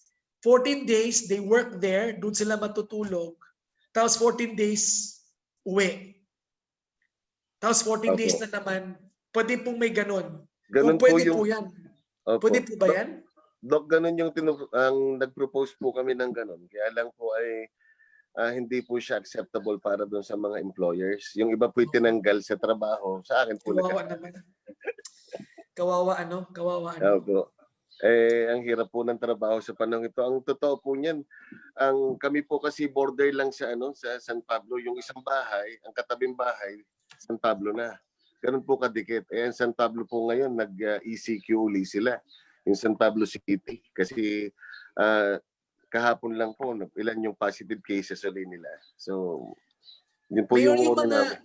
yung mga workplace po ba nila, meron ng mga, inayos na po ba nila yung mga workplace nila doon, yung mga pinagtatrabahuan? Yun po yung kiniklaim nila, pero hindi naman po Oo. kami nagkaroon ng pagkakataon para i-check at ano. Ito po yung mga nagtatrabaho sa mga industrial park. Exactly. And I think that's where we can, as an LGU, no, maybe you can collaborate with the LGUs there, na gawin yung requirement, kasi dito naman sa amin ang planning dito is of course, no, payagan, may mga requirements, at may magkakaroon ng random visits ng ang city, at kung naglabag talaga ng rules, may consequences, no, na ipasara, tapos until they will follow the rules that are being set. So I think it's very important lang, Mayor, no, na maybe kasi may LGU, may power pa rin sa mga businesses na, you know, I mean, their business permits come from the city, no, it comes from the local government. So there is still some authority to at least man lang ang kanilang workplace is safe, at least yun, then the chances of them bringing in the virus sa bahay would be less. Opo. Dok, kasi po ay ang pinagtatrabahuhan po nila ay ibang mga bayan na yung ibang mga bayan hindi naman nakiko-cooperate sa amin. Ayan ang problema. Ayan ang problema. Dapat talaga they have to collaborate. Dapat ako personally, dapat part na siya ng national government na policy na hindi lang, alam mo yun, dapat rule talaga na dapat mag-comply. Ang hirap, Doc, no? Ang hirap. Doc, nung ECQ pa, mas komportable ako, mas nakakatulog pa po ako kasi talagang alam kong walang pumapasok o lumalabas sa amin. Ngayon pong nag-relax na ng konti, mas nakakapag-alala po kasi ngayon. Oo, so Mayor, ngayon na itong golden period, maghanda na kayo kasi to be honest, it's just a matter of when. Darating yan. Yun nga po ang worry namin. Wala nga kaming crematorium dito. Darating po yan, Mayor. So, maghanap ka na ng mga areas where to put them, mga ganyan. Kung may private sector man yan, gumawa ka na ng isang facility to house COVID patients. Simulan mo na, Mayor, kasi I mean, dati chill-chill lang kami sa Cebu sabi namin, Manila lang yan, hindi na natin sa Cebu yan. Diyos ko, nung dumating, ang bilis. Ang bilis. Ganun nga po ang ginagawa namin Anyway, thank you po, Doc. Thank you. Sige, po. take care. Thank you, Mayor Orlan. Last two mayors na lang po. Let's hear it from Mayor Patty Alsua from Ligao City, Albay.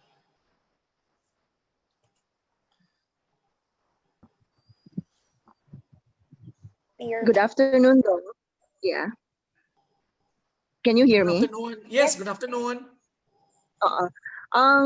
Doc, ask ko lang po, because may LSI akong positive pala from Makati with one negative result test lang, and then napayagan na umuwi dito.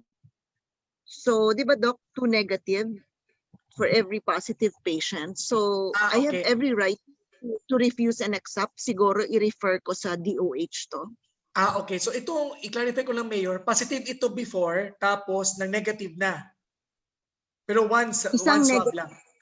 Isang negative. Oo, isang negative lang daw yung paper na dala. In the new guidelines, the one negative swab is already enough. One negative na lang. Kasi yung sa amin, Doc, I will send a copy to Harvey. May bagong Sorry. Sige, go ahead. Go ahead. Una ka. Go ahead, Mayor. Sige. Nagkaroon po kasi kami dito ng 3 positive, no? And then, ito yung time na sino nga yung senator? May Senator Angara ata yung nag-negative na nag-positive, and then the DOH implemented. After the first negative, you have to wait 14 days para naman swab. Okay. For the second swab. You are right. Nag-evolve kasi yung guidelines because of new studies, Mayor. Kasi meron kasing nangyari nun, positive siya, nag-negative, nag-positive muli. So parang ano na ang gagawin natin, no? Oo. So based on studies, yung mga positive, negative, positive, yung positive na yon, most likely it's already dead virus. Kasi yung PCR po kasi detects genetic material. So kahit dead or alive, nadidetect niya. Nadidetect niya. Oo. So it's the same technology that we use to yung mga DNA sa mga dinosaurs, gano'n. So even if patay na, madidetect pa niya. Oo. So ang ginawa ngayon, Mayor, is ang new discharge criteria ng DOH, yung recovery criteria is, of course, walang symptoms, no symptoms, plus PCR na negative, just one, or swab negative na isa lang, or antibody testing, IgG positive, IgM negative. So sa ko ang may patient ako dati ganun din, positive, negative, nag-positive. So ang ginawa ko noon, nag-antibody testing ako. At pag antibody testing, nag-IgG positive na siya. So which means, patay na yung virus kasi meron na siyang antibodies eh. One negative is sufficient. Hello? Isang negative po, Doc, that's sufficient already. Yeah, I will send Harvey the updated discharge criteria and recovery criteria. I think hindi pa siya nabibigay sa lahat kasi marami din talaga nagtatanong sa akin ng mga municipalities on the new discharge criteria. So I'll send Harvey the latest so he can share. No? Okay, thank you po, Doc. May isa pa po ako, Doc, second. Kasi di ba pag may nag-positive, what we do is yung sa contract tracing namin, we put them in the facility, yung contact, primary contact, and then secondary. Enough na ba yun na hanggang secondary? Okay. So, so i-clarify ko lang. So, may positive, tapos tinrace mo yung mga na-contacts niya, tapos you swab all of them. Tapos yung positive noon, yung ang by priority po kasi dito, yung primary contact lang ng positive, yung lang ang sinuswab. Yung secondary contacts, hindi na po. Okay. So, if there are more resources, I would recommend even the secondary. No, if there is enough resources. Kasi sa amin nga yung nagkaroon ng parang outbreaks in a very crowded area, we even went into third generation contact tracing na contact at may nakuha to the point na trace until sa wala na nag-positive. Okay? So that's when you can really say na adequate yung contact tracing. Okay. Now, I understand there are limitations. The reason why hindi namin nagagawa yan sa lahat is because the swabs are limited, we have limited testing sites kasi ang prioritization namin dito, uunahin talaga ng test yung mga nasa ospital kasi critically ill eh. No? So kapag ganun, ang aking recommendation, okay, you swab the first contact, but you still trace the secondary and the third generation contact.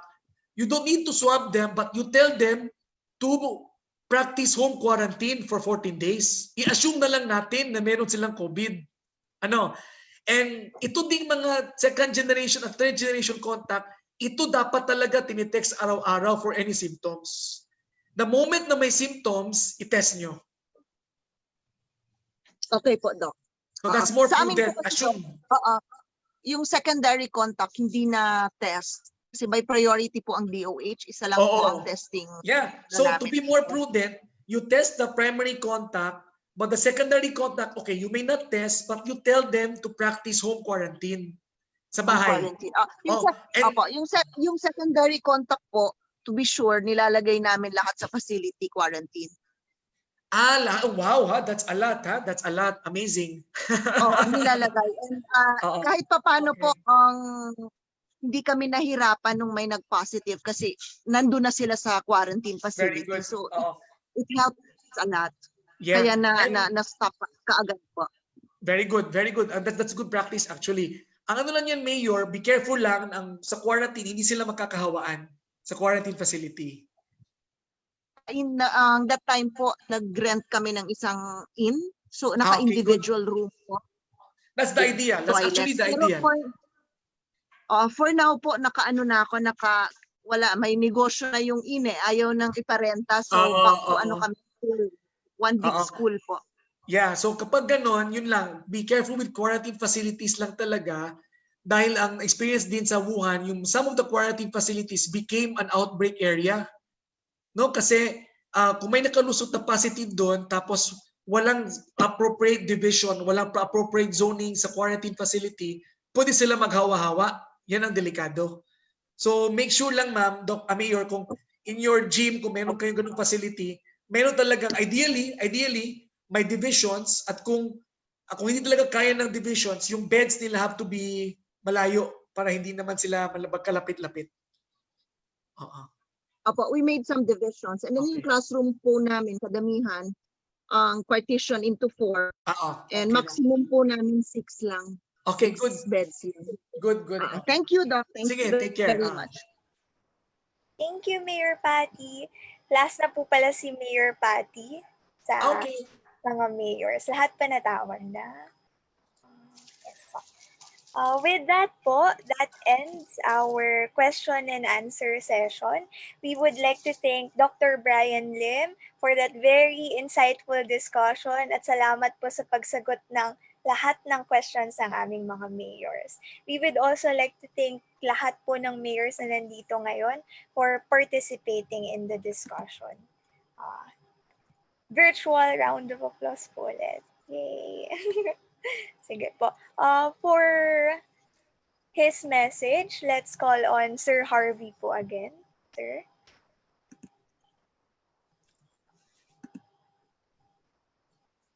Yan. Okay, first of all, thank you very much, Doc Brian. We appreciate the time that you have given us. It's been more than 3 hours since we started. And I'm sure our mayors really learned a lot. Thank you very much, Doc, for all the insights. And I'm sure that we will be able to practice all of the things that we've learned today.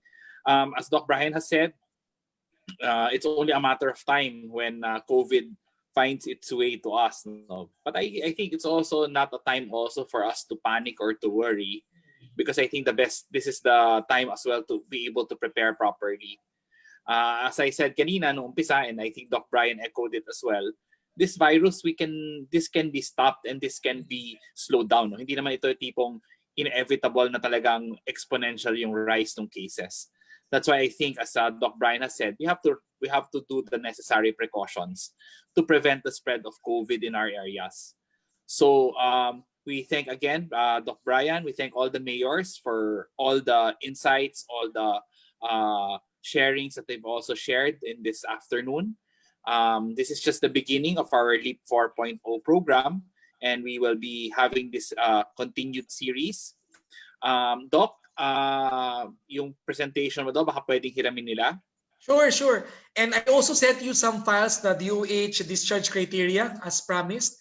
And I'll also send you some files if you want more details on the guidelines. No? Speaking of DOH, Doc, just a question. No?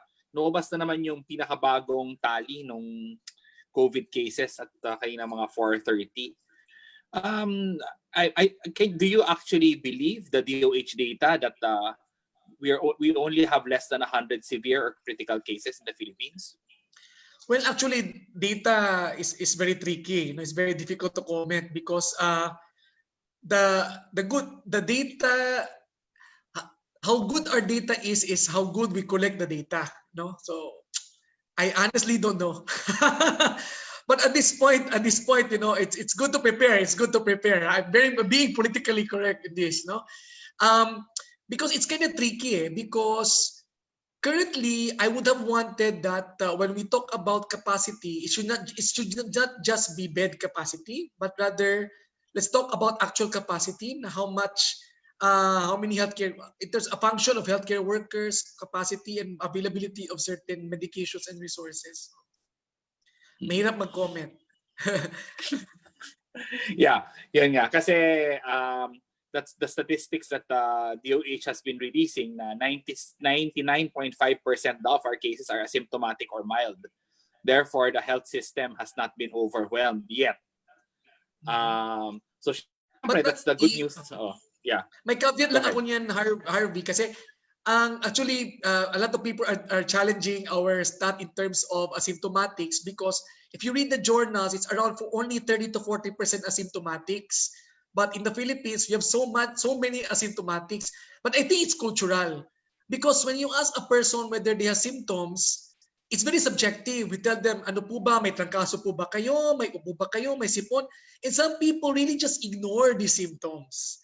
No, so that's why I think we need to take this data with a grain of salt because also this allegedly asymptomatic can also be pre-symptomatic. Ibig sabihin, what if asymptomatic phase pa sila tapos later on pwede sila mag-progress. So it is also good. That's why in my first slide, it's good to know the outcomes even of the asymptomatics. Anong nangyari sa mga asymptomatic? I don't know. I don't know the data. Did they eventually have symptoms that they need to take medications on? We don't know. So it will be good to have that data. Yeah. So hopefully we can tell that to DOH as well. So thank you again, Doc Brian, for that.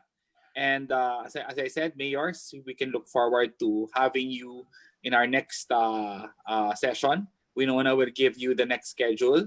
And we look forward to having you until the end of this Leap 4 series on COVID 2.0 and preparing our LGUs for future pandemics. Thank you and good afternoon to everyone. Thank you po, Sir Harvey and Doc Brian. With that, let's have a virtual photo op naman po. Pwede niyo po bang i-on yung mga camera niyo para makita po natin ang isa't isa?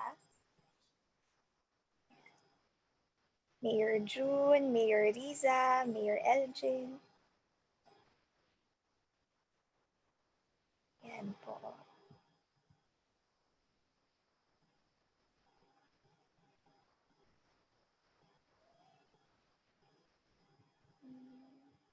Sige po, Mayor Len, Mayor Elgin. Okay, sige po. Ready po? 3, 2, 1, smile! Alright. Maraming salamat po, Mayors. Thank you, Doc Brian. Final announcements po. Ang next schedule po ng ating webinar ay on June 27. We will update everyone through a Viber group chat and also through email po. If you have suggestions po kung anong topics ang gusto nyong i-discuss natin, please feel free po to reach out to us. Again, maraming salamat po and have a great weekend. Thank you po, Mayors.